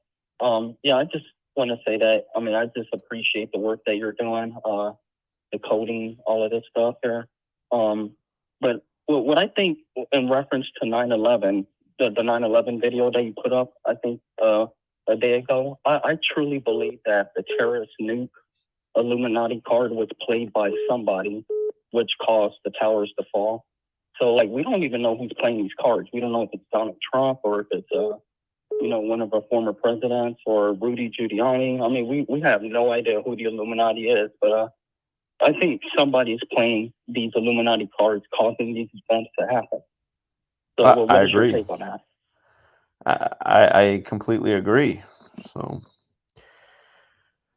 yeah, because if you Google search terrorist nuke or Pentagon. Oh, I'm very aware of the Illuminati card deck. I've been talking about that forever. Oh, yeah. For anybody who's not aware of the Illuminati card deck, yeah, do a Google. If you do not know what the Illuminati card deck is, look into it.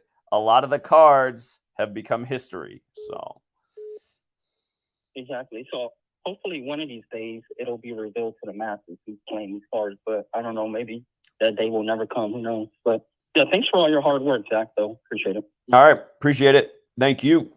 All right. All right. Take care. Bye. Carl says that we got to start the Gematria newspaper. I like the idea. Thank you again, Carl. 310. What's up, Zach? How are you? I'm doing all right. Man, a long time listener. I think the first time I actually caught you was at the THC podcast a few years back. Oh, the THC podcast? Oh, the higher side. Yeah, that guy does the best intros. I don't think he's invited me back though since then. I'd like to go back on there. Yeah, man. Been never called in, but following you. But on the Tupac topic, so he got I guess his mom pulled the plug today, years ago. But something about Suge right after he all that controversy, he actually booked a flight to Bahamas. He was invited by Chris Blackwell, the founder of Island Records, a British Jamaican with high resources, high power, and he's planning to move his whole. He moved his whole studio and death row to the Bahamas at his Chris Blackwell studio called Compass Point, and I guess he was helping him manage his money out of the country into European banks. And it's kind of interesting because the whole Assad Shakur connection to Cuba and the Caribbean, and who knows what, stuff happens. But Chris Blackwell was a powerful person to help out Suge, and David Kenner, who was Suge Knight's lawyer and pretty scumbag lawyer at that, told Suge to come back to the States because he needs to finish up some stuff for his case. And ever since then, he's been locked up. And he got out like a couple years ago, but, he got that case again, running people over. But I just thought that's a little interesting there.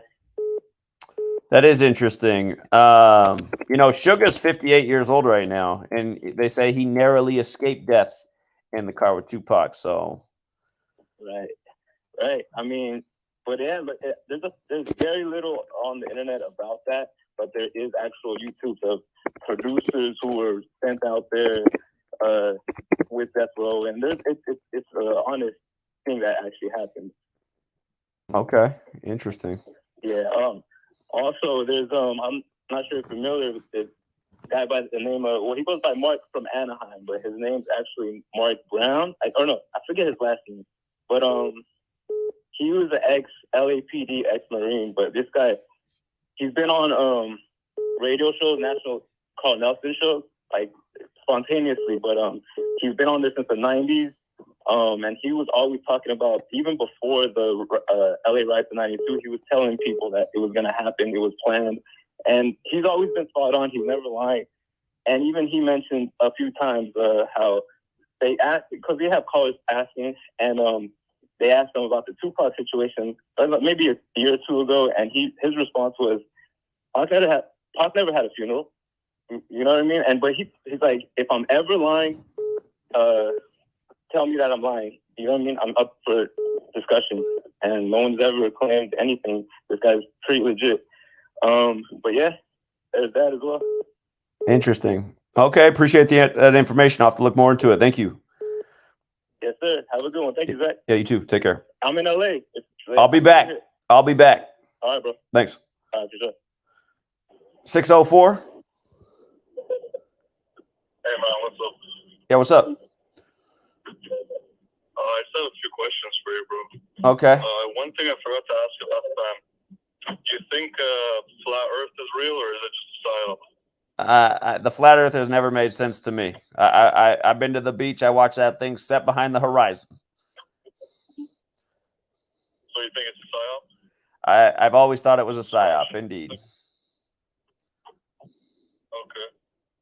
And so does gematria and the Masons and stuff, they have a connection, right? Like a clear connection between them? Modern Freemasonry is a Jesuit creation. Yeah. Again, for people who need the history, the Jesuits are a Catholic Jewish alliance which came out of the Protestant Reformation led by Martin Luther.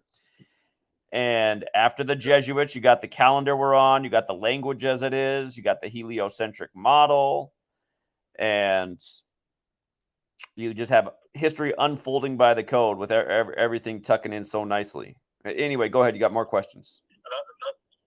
Exactly. That's where I was going to get to, the heliocentric model. Didn't that come in at the period of time when they're setting up the groundwork for all the gematria and all the Masonic things? Wouldn't that kind of make it seem like the flat Earth is actually a real concept? No. Because the globe Earth concept, at least. No, to me, it doesn't make it seem like the flat Earth is real. That's when the Catholic Church conceded that the Earth wasn't flat anymore. That's when they conceded that the Earth wasn't at the center of the universe. The Catholic Church conceded the Earth wasn't at the center of the universe anymore, and it was the sun. I mean, that's essentially what the argument was over. But again, I mean, the point is, but there's the opposed opposition type of thing. They'll play both sides. Sure, but I mean, you can't explain any of the phenomenon that we see in the skies from a flat Earth. So, Appreciate it, man. Thank you. He already called back in. We're not turning this into a flat Earth video. God. 240. 240. Hello? Hello? Hello. Zach. You're on. You're on 240. Can you hear me? I hear you. All right. Hey, I just want to say I appreciate the work you do. I've been watching football and sports playing my entire life, and I can't stand it anymore. I thank you for that. You're welcome. Isn't it better seeing through it? Because then you're not wasting your days and being all invested in this bullshit. Absolutely. It makes me ill, and I feel foolish that I did enjoy playing the sports as a kid. Now that I see how the world's run, but I've been trying to get a hold of you to watch something. You got these people talking about flat Earth. I've been awake for a while. I've found where we are, and I want you to watch it. I will send you money for one of your street things if you watch this, because you need to know this. It's a channel. It's been deleted from YouTube. It's called God, GODGEVLAMSTE. If you watch it from beginning to end, you'll understand a lot of things, and it'll answer a lot of questions that you have about this world. Okay. I assure you. You gotta say the channel name slower. God, I got the God part at the beginning. GODGEVLAMSTE.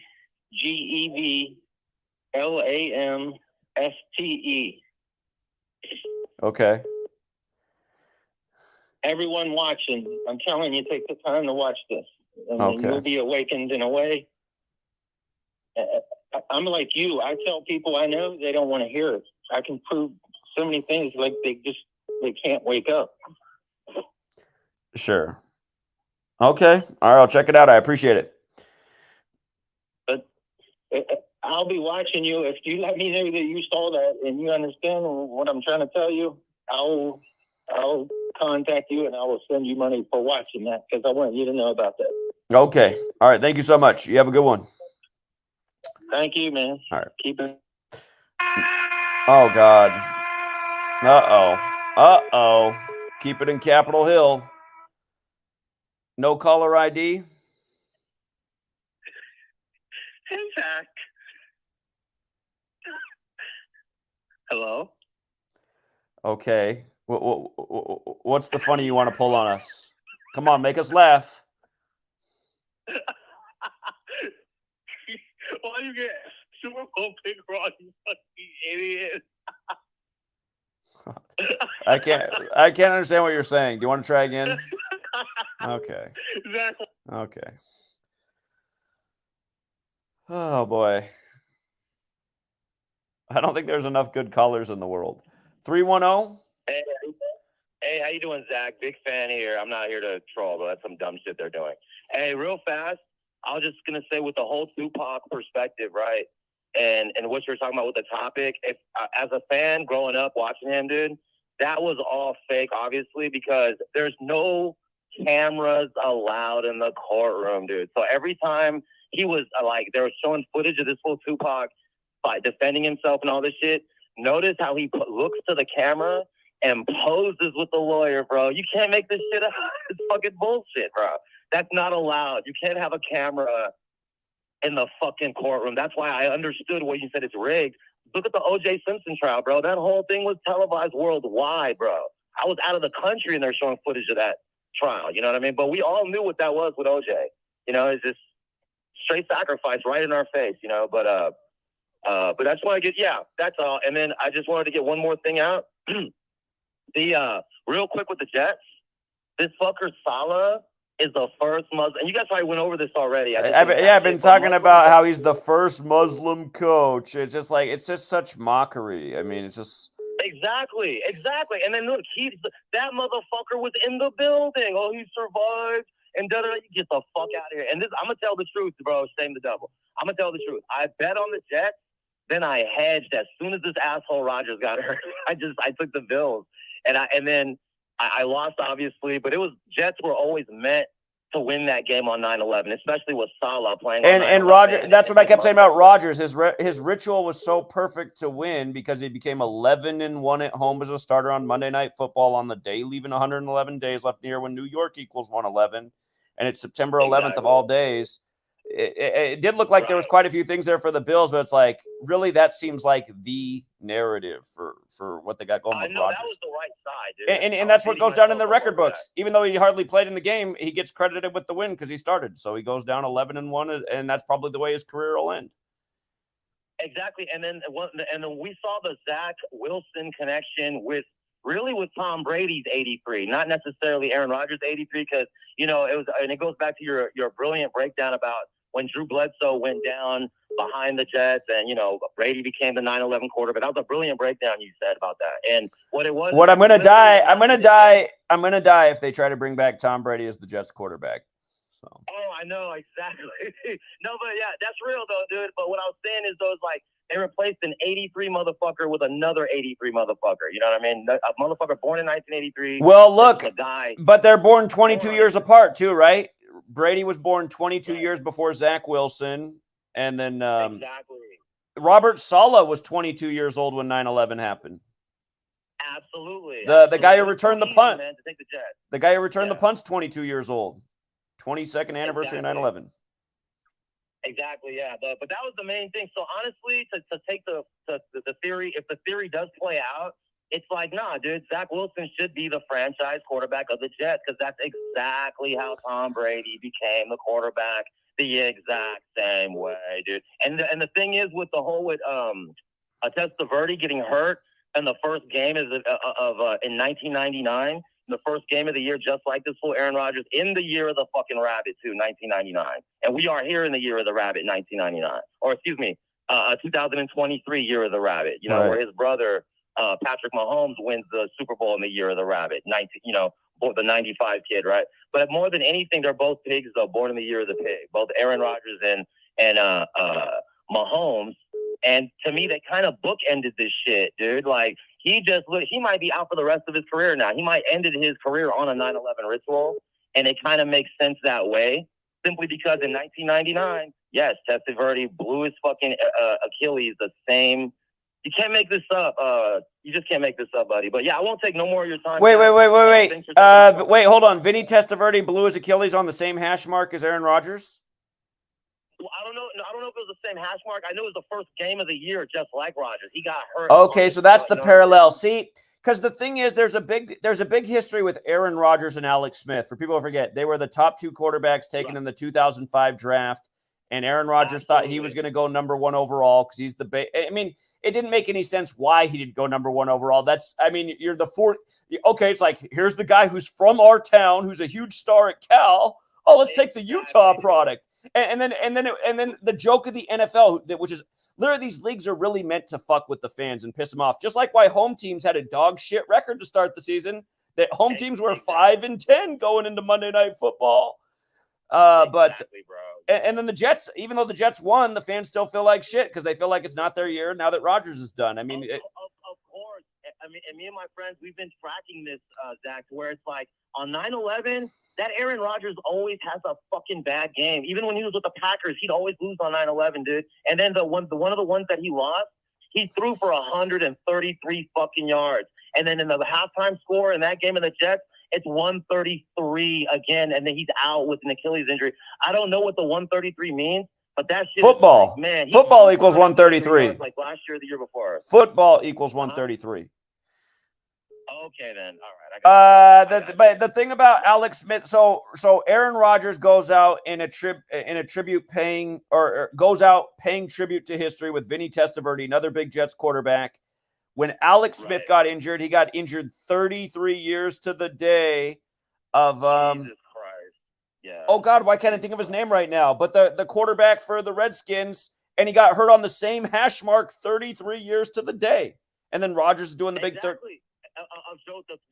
Joe Theismann, yeah. Brilliant breakdown. That was a brilliant breakdown because it was like and then here's what I've accepted about this shit, Zach. They're fucking voodoo dolls, bro. They're poking pins at a voodoo doll on the field. Sometimes I wonder because Joe Theismann broke his leg. He broke his leg just like you said when when Alex Smith broke his leg on the same, like I said, anniversary when he broke it, and then they did the voodoo shit to Aaron Rodgers.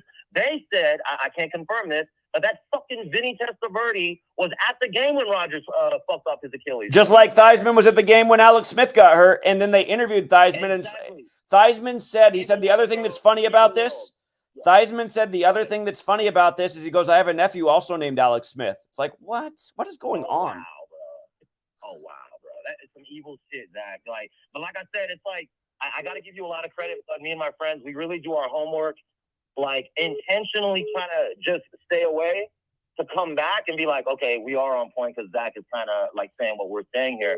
So we kind of do, we've done our homework. But yeah, dude, we use a lot of your research as reference points, dude. And that Aaron Rodgers shit was easy, but Testaverde fucking off his Achilles in the year 99. And that's a trademark about the year of the rabbit, dude, is that in the year 1999, that's when fucking he tore his Achilles. And here we are in 2023, the year of the rabbit, he tore his Achilles. But this is also, it also marks when Aaron Rodgers got his first Super Bowl in 2011, year of the rabbit. So it really could be the conclusion of Aaron Rodgers ending his fucking career on the year of the rabbit, dude. You know what I mean? Completely. Like, just it's done.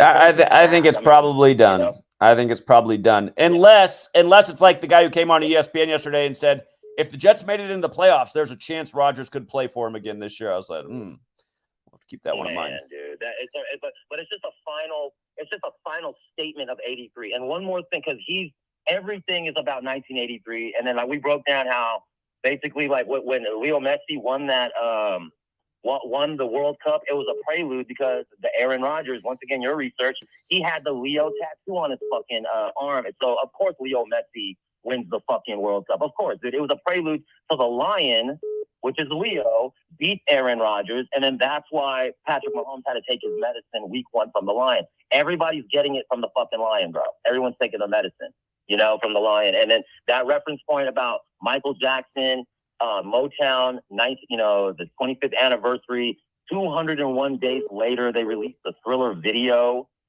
And that's when that fucking Aaron Rodgers is born, bro. Like 201 days later after the Michael Jackson day. So, of course, he's born December 2nd. You know what I mean? Yeah, bro. So if we don't know nothing else, me and my homies, bro, we broke down the Aaron Rodgers birthday to a point where it's like, it's finally, that's it. Now, I think we've seen enough. He's been a distraction. We're thinking he's going to win the Super Bowl the last couple of years. We were wrong. But now, look at this fool. All this distraction was to build up to the Jets thing. So the Brett Favre thing, he was hurt when he was with the Jets. He concealed it from them. So there's always an injury curse with these Jets, bro. And, that's all I've got. It was so informed. I'm still in denial that this fucker is knocked out. That's how big of fans we are. We're still in denial Aaron Rodgers is gone.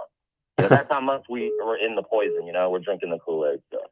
Yeah. So thank you, Zach, for hearing me out, bud. You know what I mean? All right. Yeah. Appreciate the call. Take care. You got it, buddy. All right. You got it, buddy. Thanks. Later. Hey, before you go, 615, somebody left a comment about, again, Kobe died at age 41 while traveling from Catholic Mass on the Pope's 41st day of his age. But if you guys didn't know this, Tupac's last interview was August 24th, 96, what's now Kobe Bryant Day, 8/24.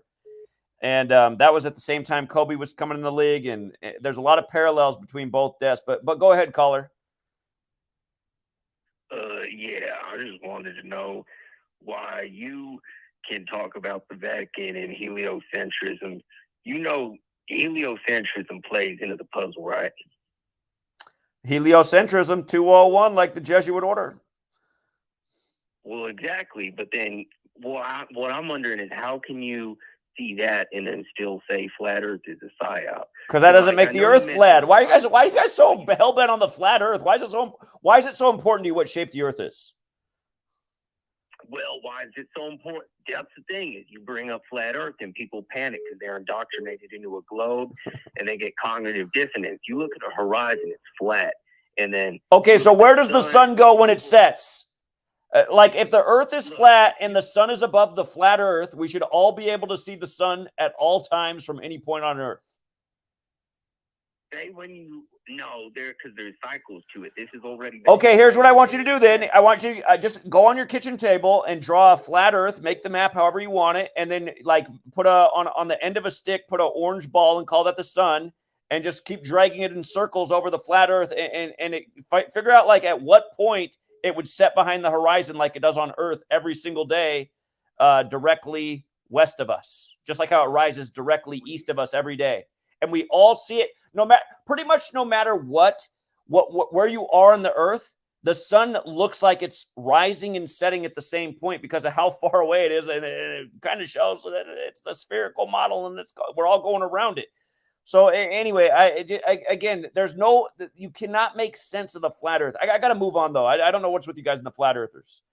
I hate the flat Earth. 951. Hey, finally. So Yeah, what's up? Quick, I had a weird connection that I had thought of when Rodgers got hurt. I thought of week 1 back in 2008 when Tom Brady went down to Kansas City. And it was ironically, because I was like, wait, so Rodgers and Favre have like this whole, synchronicity with their career. I was all like, when was the first day that Favre started for the Jets? It was the same day that Brady got injured. September 7th, 2008. Huh. Which was like, I think it was 15 years, 4 days, or 180 weeks. I thought maybe you'd be able to look into it more. I just thought it was weird. Okay, I'll have to look more at that angle. So that's it. All right. Appreciate it. All right. Thanks, Nick. Yeah. Oh.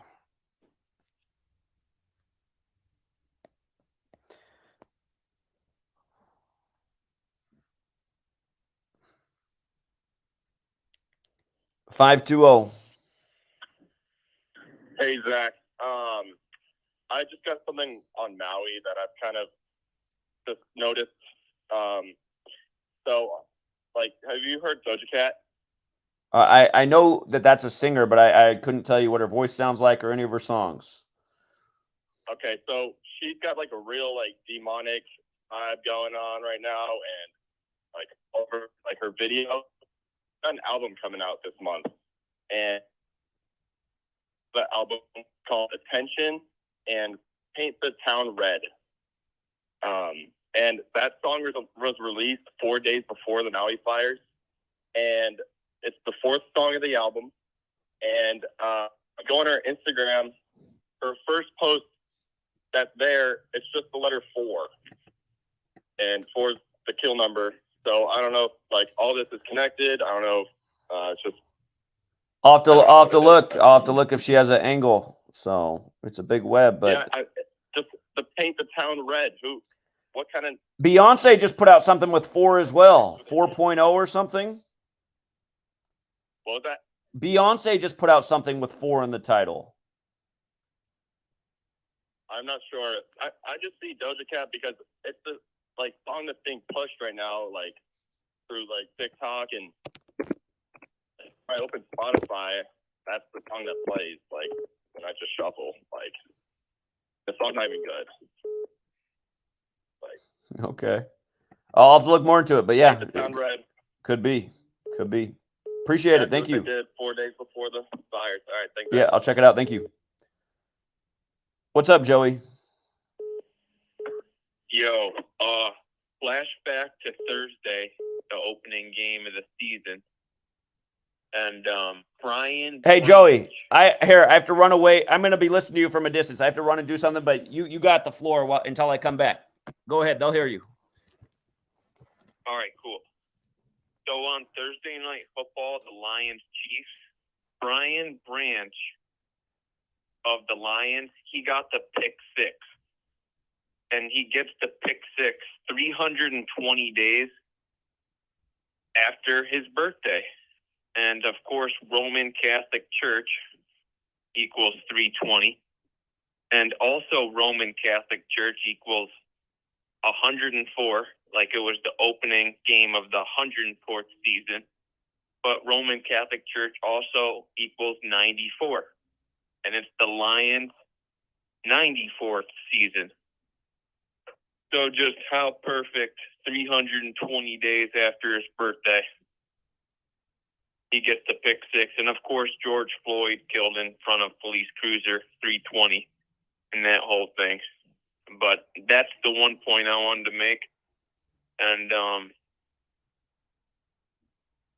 I guess because I'm kind of drawing a blank, I'll just do a little pick tonight for Major League Baseball that I like. The Reds are playing the Tigers, and I do realize the Reds can fall to, it's either 33-39 or 39-33 on the road, and Tigers does equal 33-39. But I'm special pairing words like masonry and secrecy and federal, they're all 33-39. Yeah, I noticed that too looking at this morning's games. There's a 38 special in Colorado. No doubt. But what I really like about this Reds game is that it's today's 277 days after Joe Burrow's birthday, the Cincinnati quarterback who was a Tiger in college. The Reds are playing the Tigers. And now Joe Burrow's a Bengal Tiger. So how perfect would it be if the Reds pick up their 76th win 277 days after Joe Burrow's birthday, when Tiger equals 76-59? And, oh yeah, the other thing I loved about this game was that if the Reds win, there's going to be a prime number in the loss column for both teams. The Reds would stay on 71 losses, 71 is the 20th prime. The Tigers would get their 79th loss, and 79 is the 22nd prime. And if you add up 22, like the 22nd prime, plus 20, like 20, the 20th prime, 22 plus 20 is 42 on the 42nd meridian. So you have a big 42, 76, 59 coming together here. And there's more, but I like the Reds tonight. And thanks for taking my call, Zach, and letting me go on a little bit. But that's all I got for now, man. And peace. All right, later. Okay, maybe we'll get a call about Tupac today. 562. Hey, Zach. Yeah, what's up? Oh, hey, man. How are you? This is informational on YouTube. I'm always here supporting, and I'm in the Patreon as well. Thank you. I'm a young truth seeker myself, and I also wanted to give a shout out to that guy that always calls in that went 10 for 1 this past weekend. If he can make an account, because he's crazy with the numbers as well.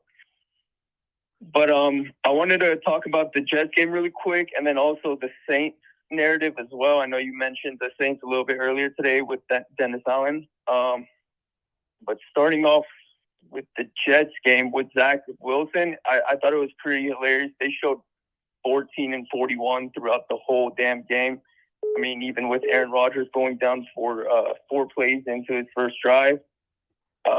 Number 14, Diggs, scoring the first touchdown of the game. That was easy lock.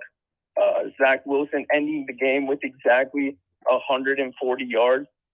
Zach Wilson equals 140. His last drive of the game was exactly a 41-yard drive, and they decided to go on a 4th and 1 to end the game as well. There was a total of 4-1 total turnovers in that game as well. The guy that took the game-winning touchdown return, Gibson, he's number 82. Gibson equals 82 and 28. I thought that was pretty funny also. Also, his Zach Wilson's stats, exactly, he was 14 for 21 on passes, exactly a 66.666 completion percentage, and his QBR was 22.6. They also won with 22 points, so it's crazy how deep they go into this. His longest pass was also a 24-yard pass. But regarding the Saints, I know we mentioned it on a stream a couple streams ago regarding the first game ever played in Allegiant Stadium, where the Super Bowl is this year. The Raiders played the Saints. The end score was 24-34, which is 58, Super Bowl 58 this year. The records after that game, the Raiders were 2-0 and Saints was 1-1.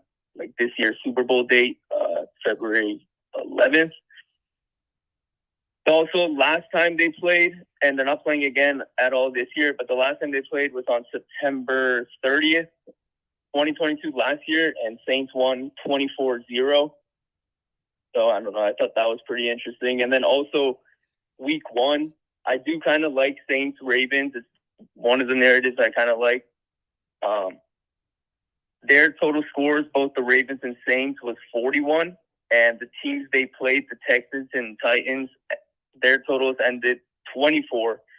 And Titans and Texans pretty much have a perfect cipher in all 4 ciphers, except one of them, they're reversed. So I thought that was pretty interesting, 24 and 41. And then the only game that equaled 58 in week 1 was the Green Bay game. Green Bay scored 38 points. Also, I like the Jets game totaled to 38 points. So I don't know. I don't know how serious those are, but I think it's just some interesting thoughts finishing week 1. I wanted to see what maybe you thought. Yeah, indeed. Good observations. I appreciate it. Yep. Thank you, man. All right. Keep doing the work. All right. Later. Appreciate it. By the way, Mike Williams, they reported him dead, and then they said he wasn't dead, and then they reported him dead a week after they said he died, right after the Bills go down in prime time. And he ended up dying with the new date of death. Or the Mike Williams who's in the league right now, his birthday is 10-4, like it's the 104th season. The Mike Williams who just died 104 months after his last NFL game. But he died, this Mike Williams, here, he's born in 87. Oops. The Mike Williams, born in 87, died 117 days after his birthday. He finished his career at the Buffalo Bills. He's from Buffalo. Last year, I was actually in Buffalo after the top shooting, educating about how significant it was that the shooting was 117 days before the Bills opened the season. Remember, in gematria, Buffalo Bills equals 117. So, again, that's why learning the numbers that connect with the teams, you'll just see the same rituals over and over and over. What's up, 414?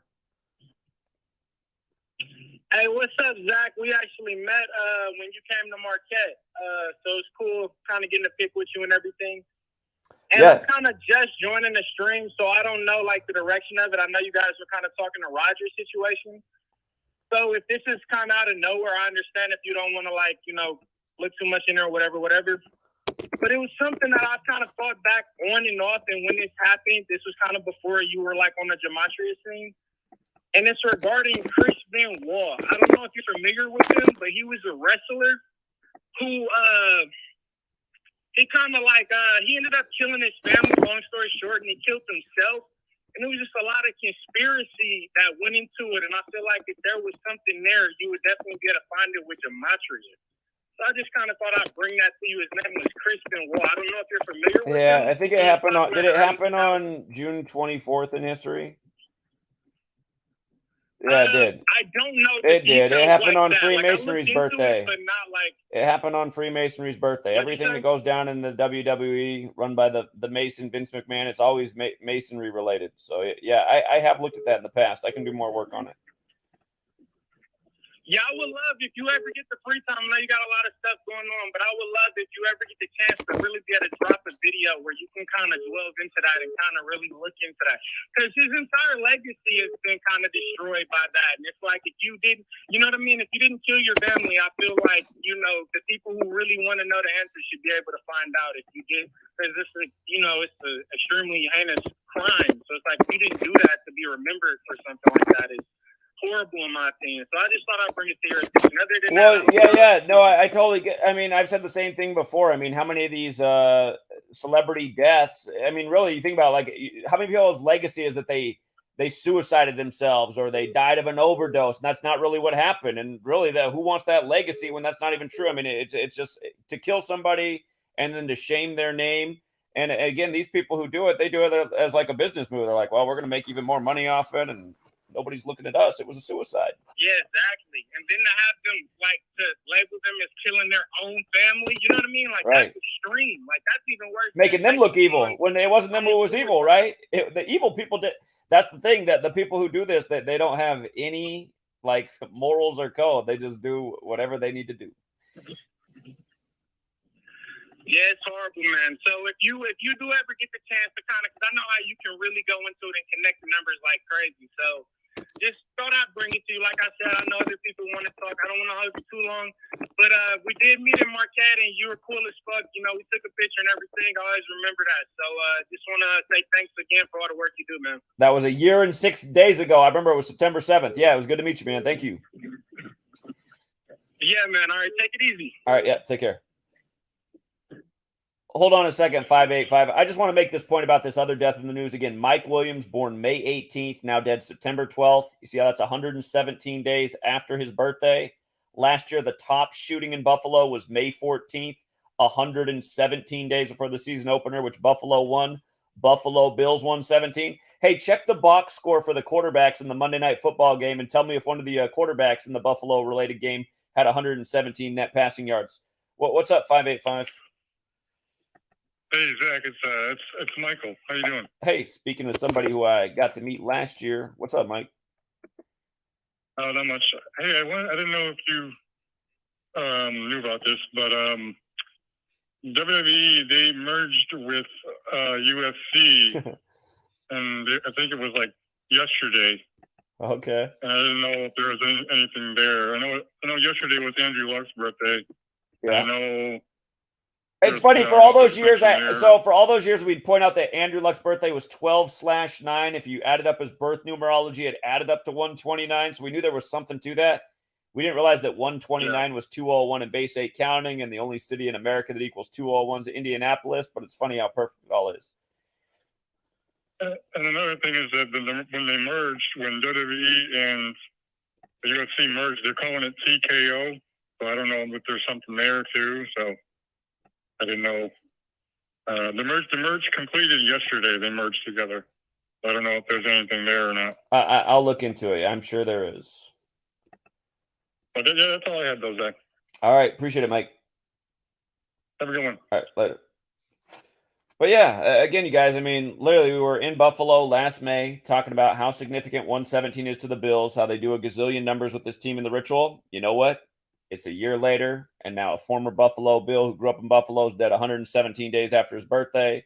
At least so we're told. So that's why you learn the numbers and you pay attention. You'll just see how the same patterns persist.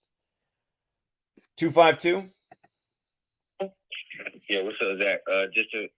Before I leave real quick, you just mentioned that 117 piece, 117. So I had the Braves getting there.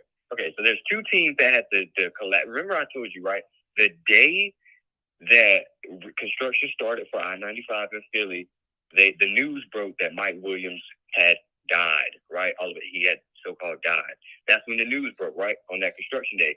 And then this NFL players all of a sudden almost or dead in a construction accident. So and then I had the thing going on with the Phillies pitcher, Zach Wheeler. You remember that, right? Uh-huh. Got 11-6. Okay, so I had the Braves getting their 95th win yesterday over the Phillies because those are the only two cities that share an NFL collapse right after playing Brady. Right. Or not an NFL, an interstate collapse. I-95 and then the I-85 collapse. But so I had them getting their 95th win. And they brought back in Zach Wheeler. And I almost screamed when I literally saw the news that Mike Williams had been pronounced dead yesterday on the day that they bring back in Zach Wheeler to pitch. And you won't believe it, he falls to 11-7. Huh. Yeah.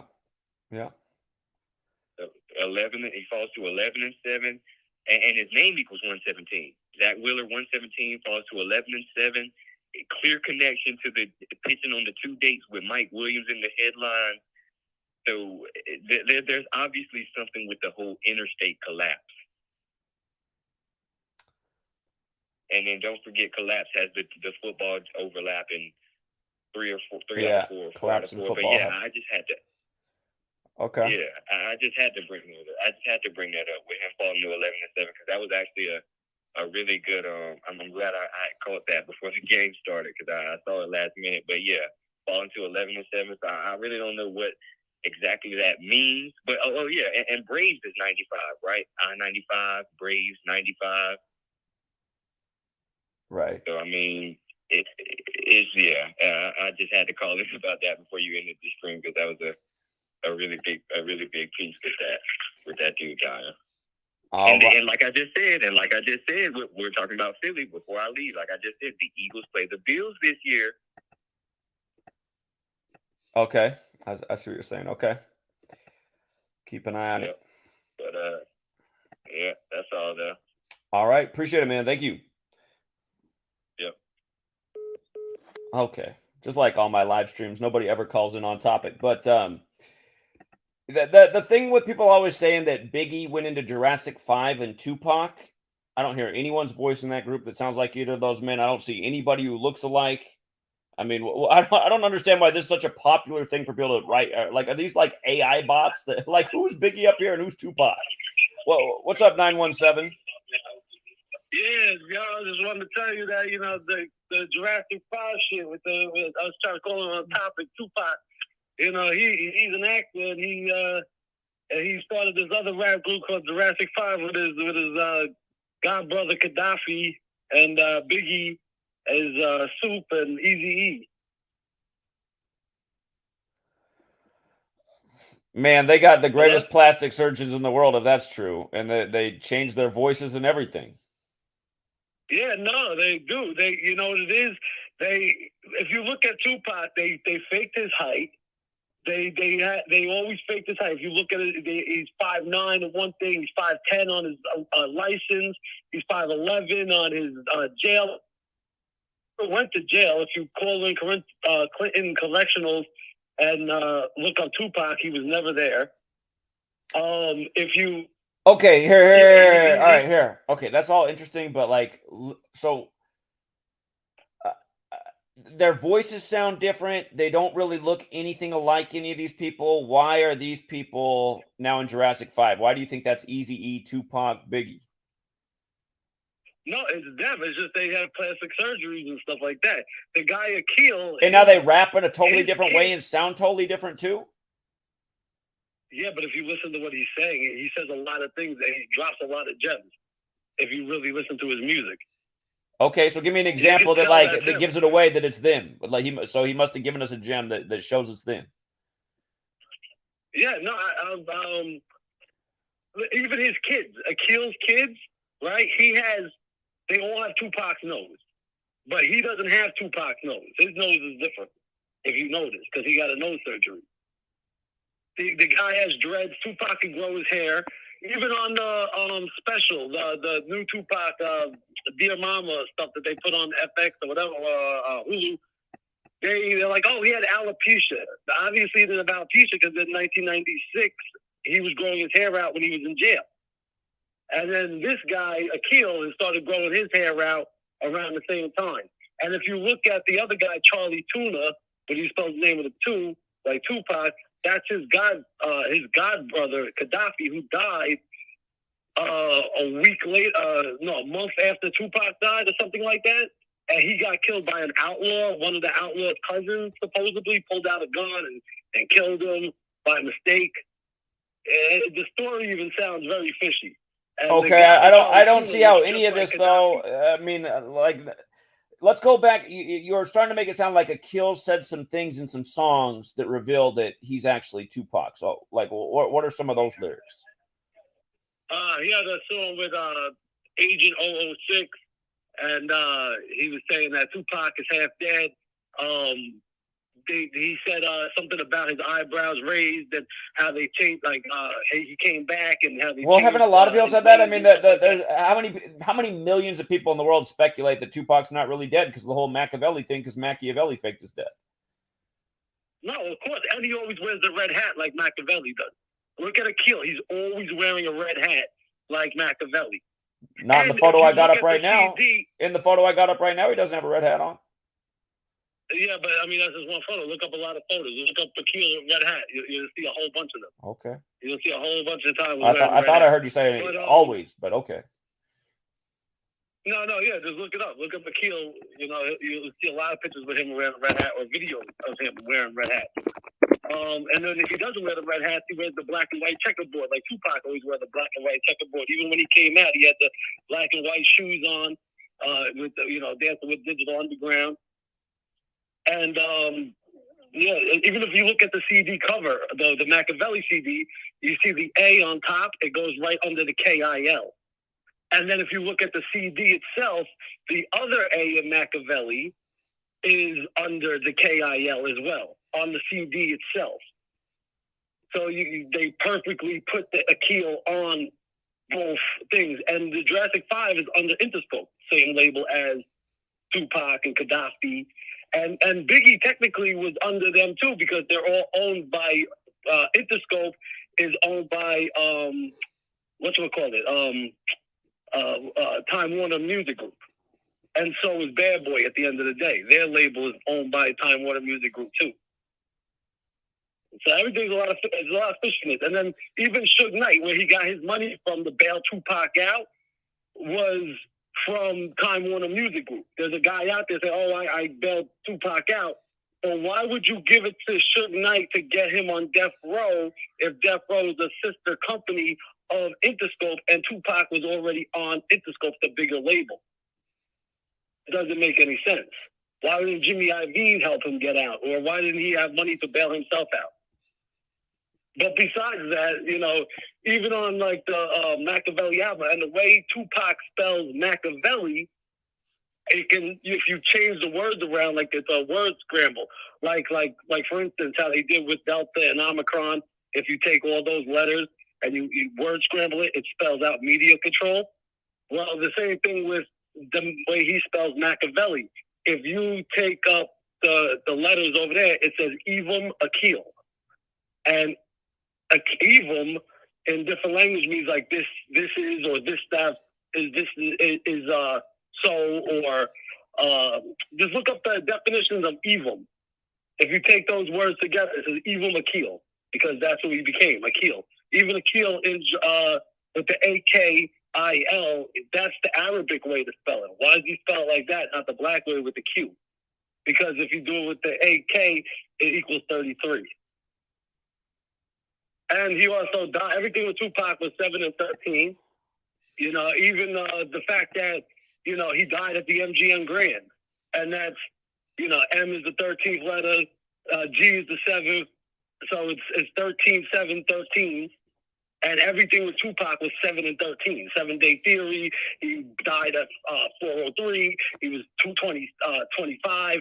Even the fact that he got his Hollywood star this year. He got it at 52 years old, and that's 7. And then he got it at the year 7, because 2023 is 7. Well, when did Tupac get his Hollywood star? I didn't know about that. Yeah, he just got a Hollywood star this year, which why they wait so long to give it to him this year? Because everything has to do with 7 with Tupac, 7 and 13. Even like when his mom got out of jail. And then also, think about this. His mom got out of jail because what? She was a part of the Panther 21, which the Panther 21 was J. Edgar Hoover's Black Panthers, no? They're the ones that was bombing the schools and bombing this. And then she gets out without a lawyer. She beats the most expensive case in New York City history without a lawyer. If anybody else does that, everybody's like, oh, that person's a snitch, or that person worked for the feds, or this person this and that. But nobody says anything about her. She played the biggest court case, the most expensive court case. It was probably the most expensive because probably paid actors in the court case. So she was a part of the fake Black Panthers. You know what I'm saying? It's all a game. Even Asada Shakur, Tupac's aunt, she broke out of Clinton Correctionals and went to Cuba. That story don't make no sense neither. And that's his aunt, and then he goes to Clinton Correctionals later. But if you call up Clinton Correctionals and ask about Tupac, or take the placard number of the and look up the placard number, it says there's no inmate that ever was there. So that whole jail thing was a scam too. Tupac never went to jail, none of that. It was all just all a game. He had the best marketing. Every time a Tupac album came out, what did they do? They did marketing. Tupacalypse Now comes out, he gets beat up for jaywalking. Tupac Strictly for My Niggas come out, he gets he shoots at off-duty cops 8 days before when the first video comes out. Thug Life comes out, Dan Quayle saying, "Oh, don't listen to Tupac's music." What happens when somebody like Dan Quayle says, "Don't listen to somebody's music"? Everybody's gonna go listen to it. You know what I'm saying? Everybody's gonna go buy it. Then Me Against the World comes out, he goes to jail. Then All Eyes on Me comes out, he dies, all these days later. The same amount of days that the album came out, 213. That's what the 13 days later because it's a leap year. Come on. I mean, this is all bull. He was made by the government. Him and Biggie and all that, they were made by the government. You know what I'm saying? They were made to corrupt the masses' minds. And the funny thing is, when he was at Coachella, I believe the Jurassic 5 was performing that night when they had the hologram of him. Everybody cared more about the hologram. They didn't even realize Tupac was there with Biggie and the rest of the crew. Yeah, I gotta be honest. I mean, I've never been convinced that this Tupac, Biggie, and Jurassic 5 thing, and just to be honest, nothing you've said has convinced me that that's them. So I'm not saying you're wrong, but it's not convincing. They don't sound like them. They don't look like them. Plastic surgery. Actually, I mean, Tupac, if you look at the side profiles of him and Akil, they look very similar. And a lot of the facial expressions, the way Akil dances. Dude, somebody just uploaded a video of a gay guy who looks like 99.5% like me, and he's dancing around being all super gay. And somebody put up the video on the internet and said, that's me. And I was starting to sweet. I was like, a lot of you are going to fall for this, don't you think? She's like, nah, he doesn't look that much like you. I was like, God, he does look a lot like me. I mean, there's people who look a lot alike. So. Yeah, but he doesn't do the same thing. It's just funny how they're all on the same label. And the guy, Charlie Tuna, looks just like Gaddafi. Like, look at the nose, look at the teeth. Even Akil's teeth. Akil and Tupac have the same teeth. They have the same scar on their head. He has the same scar on his chest. They have the same markings. And even the fact that the tattoos, you got to look at the tattoos too. It's funny, Tupac had an interview where he was talking with the lady from MTV on the boardwalk. And all right, here, let's do this.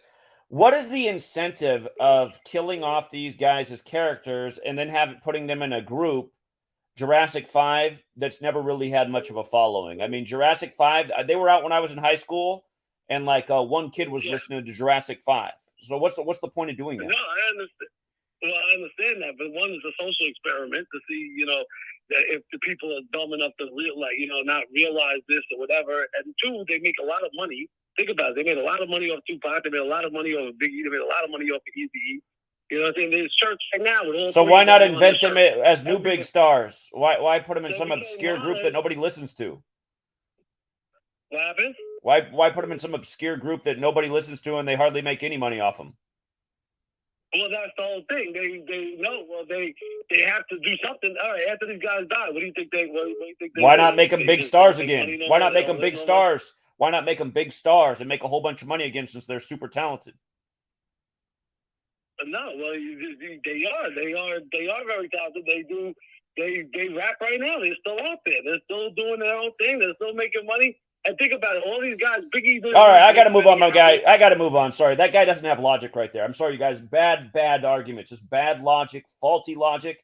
He reminds me of the conspiracy community. And something that drives me nuts is people are like, more people are into this conspiracy that Tupac and Biggie are in Jurassic 5 than the shit I'm laying down, which is nothing but facts and is actually fucking interesting and actually shows who's doing this. It's just like, God, it's just.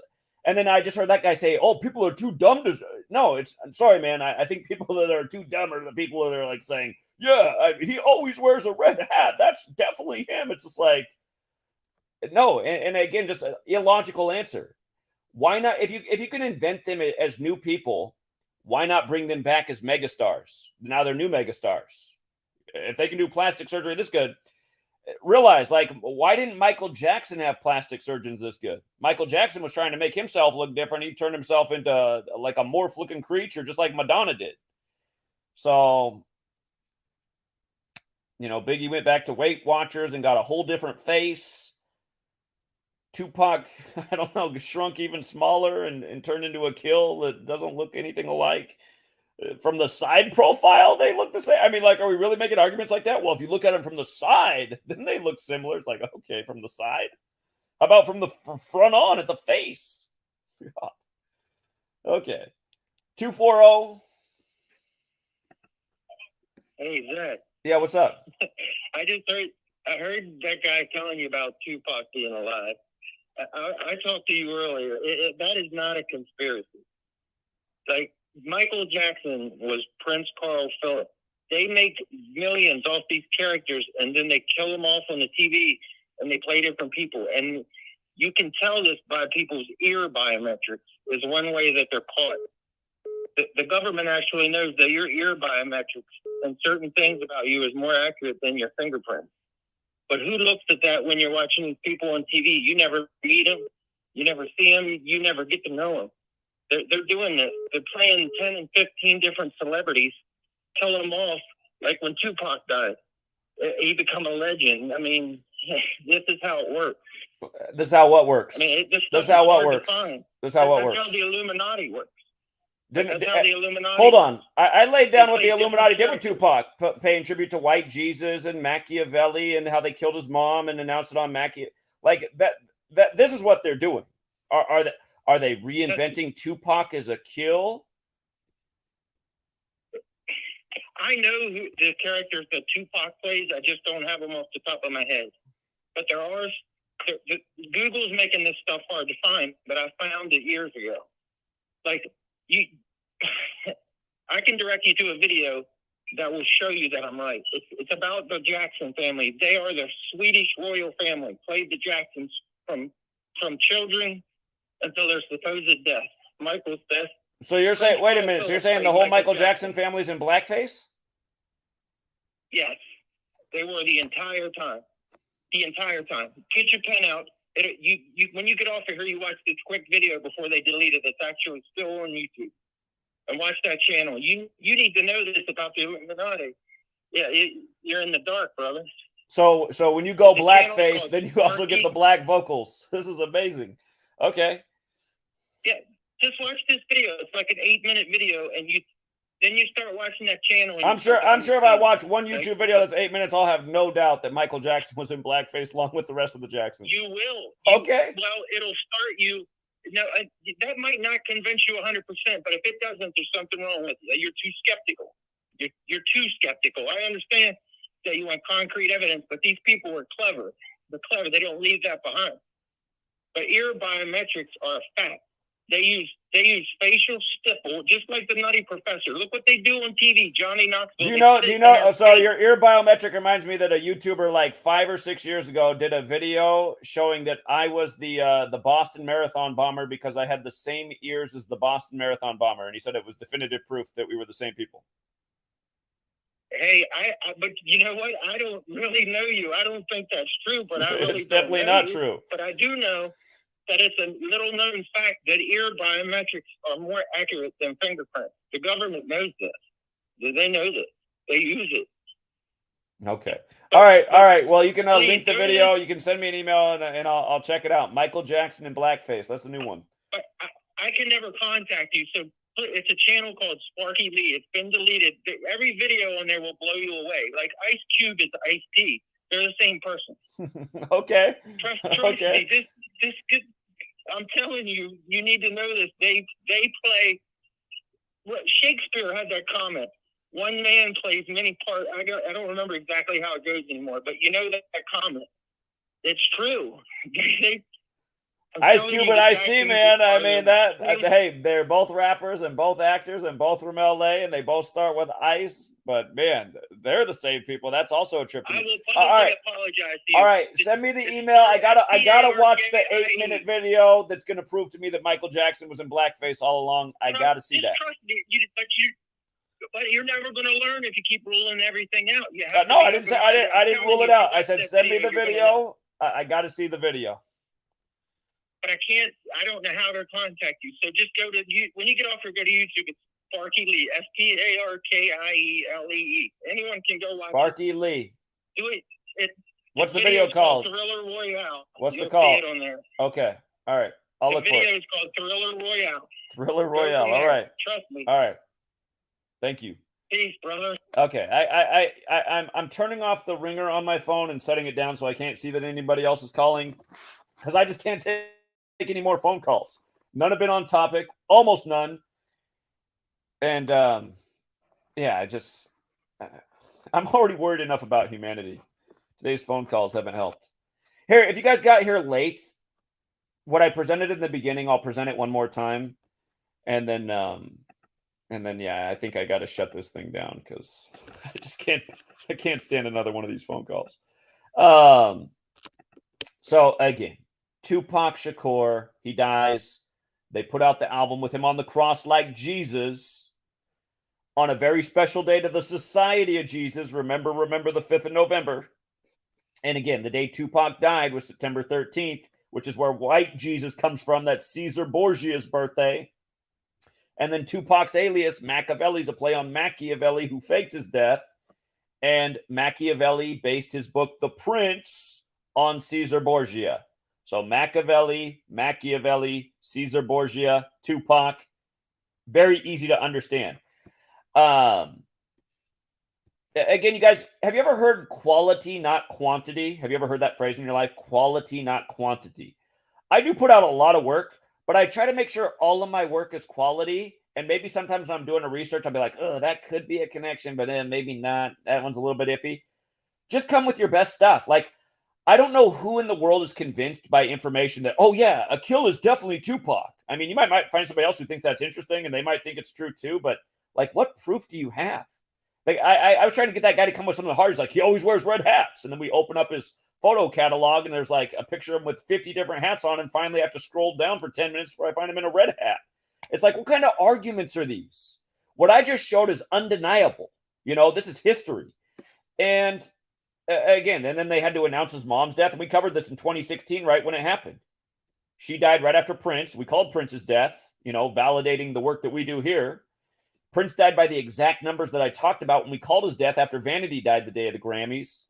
But, you know, remember, Vanity died the day of the 58th Grammys, too, because that turned out to be a big number with Tupac's death as well. But again, they announced Tupac's mom's death on May 3rd. She really died the day before, but the news broke on May 3rd on the real Machiavelli's birthday, 5/3, just like the Machiavelli album came out 53 days after Tupac died. And then again, Interscope did all of the records for Tupac, which began with Tupacalypse Now, November 12th, 91. And notice from the day that that album came out to the day Tupac died was 58 months and a day. His full name, Tupac Amaru Shakur, is 58, like Cesare Borgia, like Freemasonry, like secret society. And again, it goes back to King James dying at age 58 and how the Jesuits tried to execute him because of the Bible and just how big this number is. And again, Prince died at age 57 in his 58th year of life after the 58th Grammys. And again, Prince dead right before Tupac's mom, and the parallel with Cesare Borgia and the Prince, Machiavelli. But these same numbers. And again, if you're new here, I'm talking about 58 all the time. This is a huge special number to the cabal. And then the guys who founded Interscope Records, who put out all of Tupac's albums, including Machiavelli, Jimmy Iovine, who's a big Catholic. From his birthday, March 11th, to the day Tupac died, is 187th day of his age. And again, he's done a lot of business with Dr. Dre as well, who lost his son 187 days from his birthday. Big homicide number, but also a big Jesuit number. Society of Jesus, 56 and 187. Just like the Tupac Machiavelli album came out on the day leaving 56 days left in the year, the day that's very special to the Society of Jesus. And again, we talked about Travis Scott. He just had the concert tragedy on that day, and his stage was a cross at Astro World. Interscope, the name of this record label's 56. From Tupac's birthday to his death was 89 days, like the story of Jesus, the Gospels, 89 chapters, like how Interscope Records is 89. And from the other co-founder of Interscope, Ted Field, from his birthday, June 1st, to Tupac's death was 104 days. Tupac's name forwards is 58, and reverse it's 104, like Roman Catholic Church. It reminds that this year the Super Bowl's in Vegas, and it's Super Bowl 58 to conclude the 104th NFL season. And 2 years ago, there were rumors they were going to unveil the Tupac hologram for the Super Bowl. So do they do it this year in Vegas as a tribute? But, yeah, it's just, I can't figure out why there's more people in the world. Like, if you just, like, scan around the internet, people are sharing everywhere that Tupac is a Kill the MC. I know more and more people are sharing Gematria, but you'll see 1,000 Tupac is a kill shares online before you'll. And it's like, why are people so adamant about sharing this? Like, why are people's, like, opinions and delusions and, like, skeptical thoughts so intriguing? But you know something about humanity. People are more into stuff that they can believe in than actually the facts, like facts, knowledge, real stuff. Not that much interest. Total bullshit. Huge market. You know, religion's a big part of that. But yeah, so there's more to the Tupac death. Again, Tupac Shakur in the most simple ciphers, 139, like he died on 13/9. Run it in reverse, America's 139. Freemasonry's also 139. Modern Freemasonry, a Jesuit creation. So we'll leave it there for now, True Seeker. Thank you to the people who donated. And if anybody has any last good comment, I'll put my eyes on the chat for a moment. Here, I see somebody in the chat I haven't seen for a moment. If you guys don't know this young man, he's in Atlanta. He's a rapper himself. He's a talented young man. If you guys aren't following this guy, check out his channel. He's really big on the food kick right now. He's trying to get people to be healthier. Jay with Open Eyes 4. So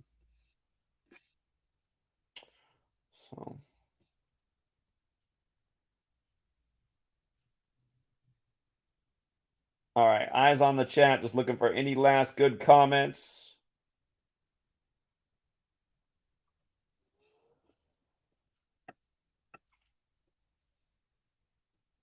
Gematria Effect News 23 got deleted. I know Gematria Effect News 24 did. Hold on, let me see if they deleted 23 too. Let me see if that's true. They deleted 24 recently because it was the channel that we had our whole live stream across the nation on as we traveled from Seattle to New York, pound and pavement. Huh. I am not seeing Gematria Effect News 23. I don't know what that channel would have got deleted for. I mean, 24 shouldn't have got deleted for anything. Hold up.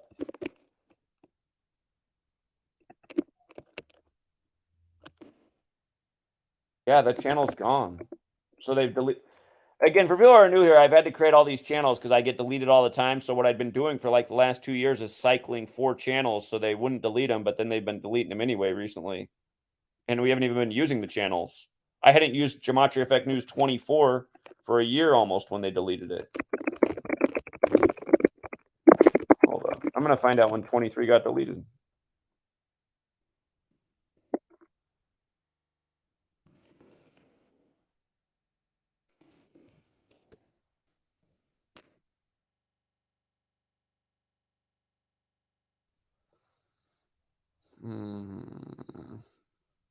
I mean, last time I checked, the channel didn't have any strikes on it, so it doesn't even make sense how it would get deleted.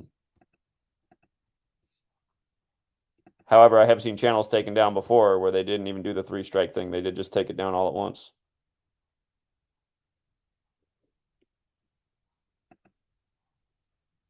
Here it is right here. This happened on September 8th on the Virgin Mary's birthday. We have reviewed your content and found severe or repeated violations of our community guidelines. Because of this, we have removed your channel from YouTube. We know this is probably very upsetting news, but it's our job to make sure that YouTube is a safe place for all. So again, this company is just so scummy and shitty. For those of you guys who missed my trip down to California, I went by their headquarters, and when I got there, I was greeted by a big army of security guards who said I could not go in the building. But then they took down a bunch of questions, and they said they'd return the answers to my questions within 2 weeks. Well, that was back in April, and nobody ever followed up ever.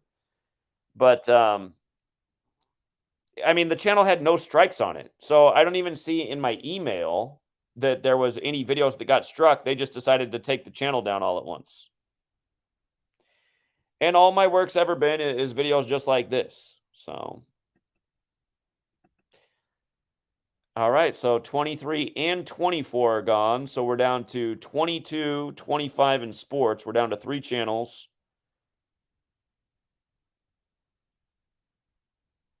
Yeah.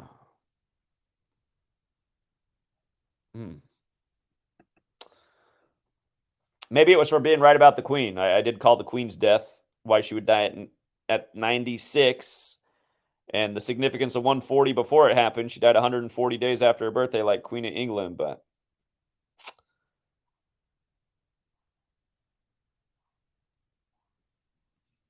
Yeah, that's not a good sign for the other channels, you guys. And that's how this work's gotten destroyed. I mean, I used to have 100,000 subs in 2016, and then we built it back up to 100,000 again and got deleted again. When I say we were close to 100,000, I've actually never hit 100,000. 3 times I've gotten real close, and I've gotten deleted every single time.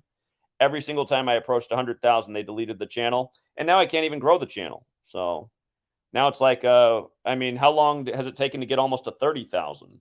It's ridiculous. But yeah, I didn't realize they'd gotten rid of 23 because I haven't been using the channel. Google, man, they're scumbags. But remember, Google's completely Jesuit too, so of course they're going to do it on the Virgin Mary's birthday. It's always got to be symbolic. All right.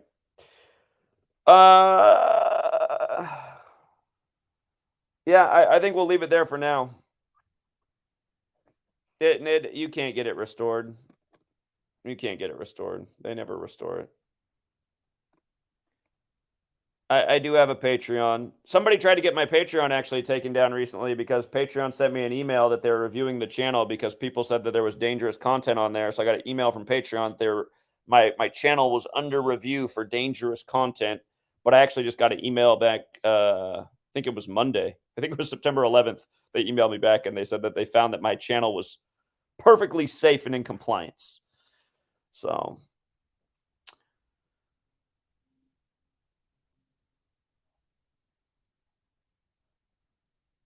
I do. Yeah, I see your question about minimalism. Yeah, I think minimal. Aren't I a great example of minimalism? I'm normally in a white T-shirt.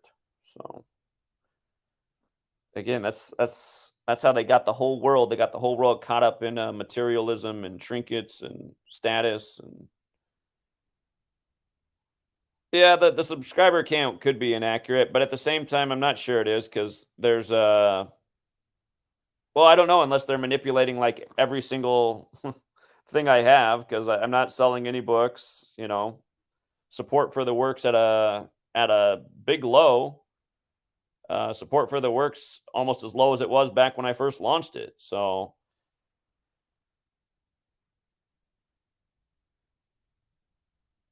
yeah, it's this whole digital world. It's so easy to manipulate, and it makes it hard to tell what's really going on. It's like, okay, are they stealing the money, or are my books selling better than they actually are? Am I just not getting paid?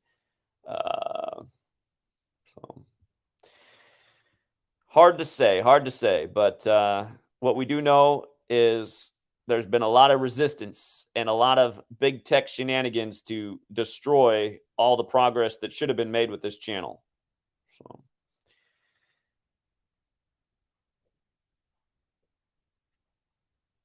I'd easily have way more than 1 million subs if they never deleted the channel. I mean, it was growing at a record pace, you know, back before they deleted anything.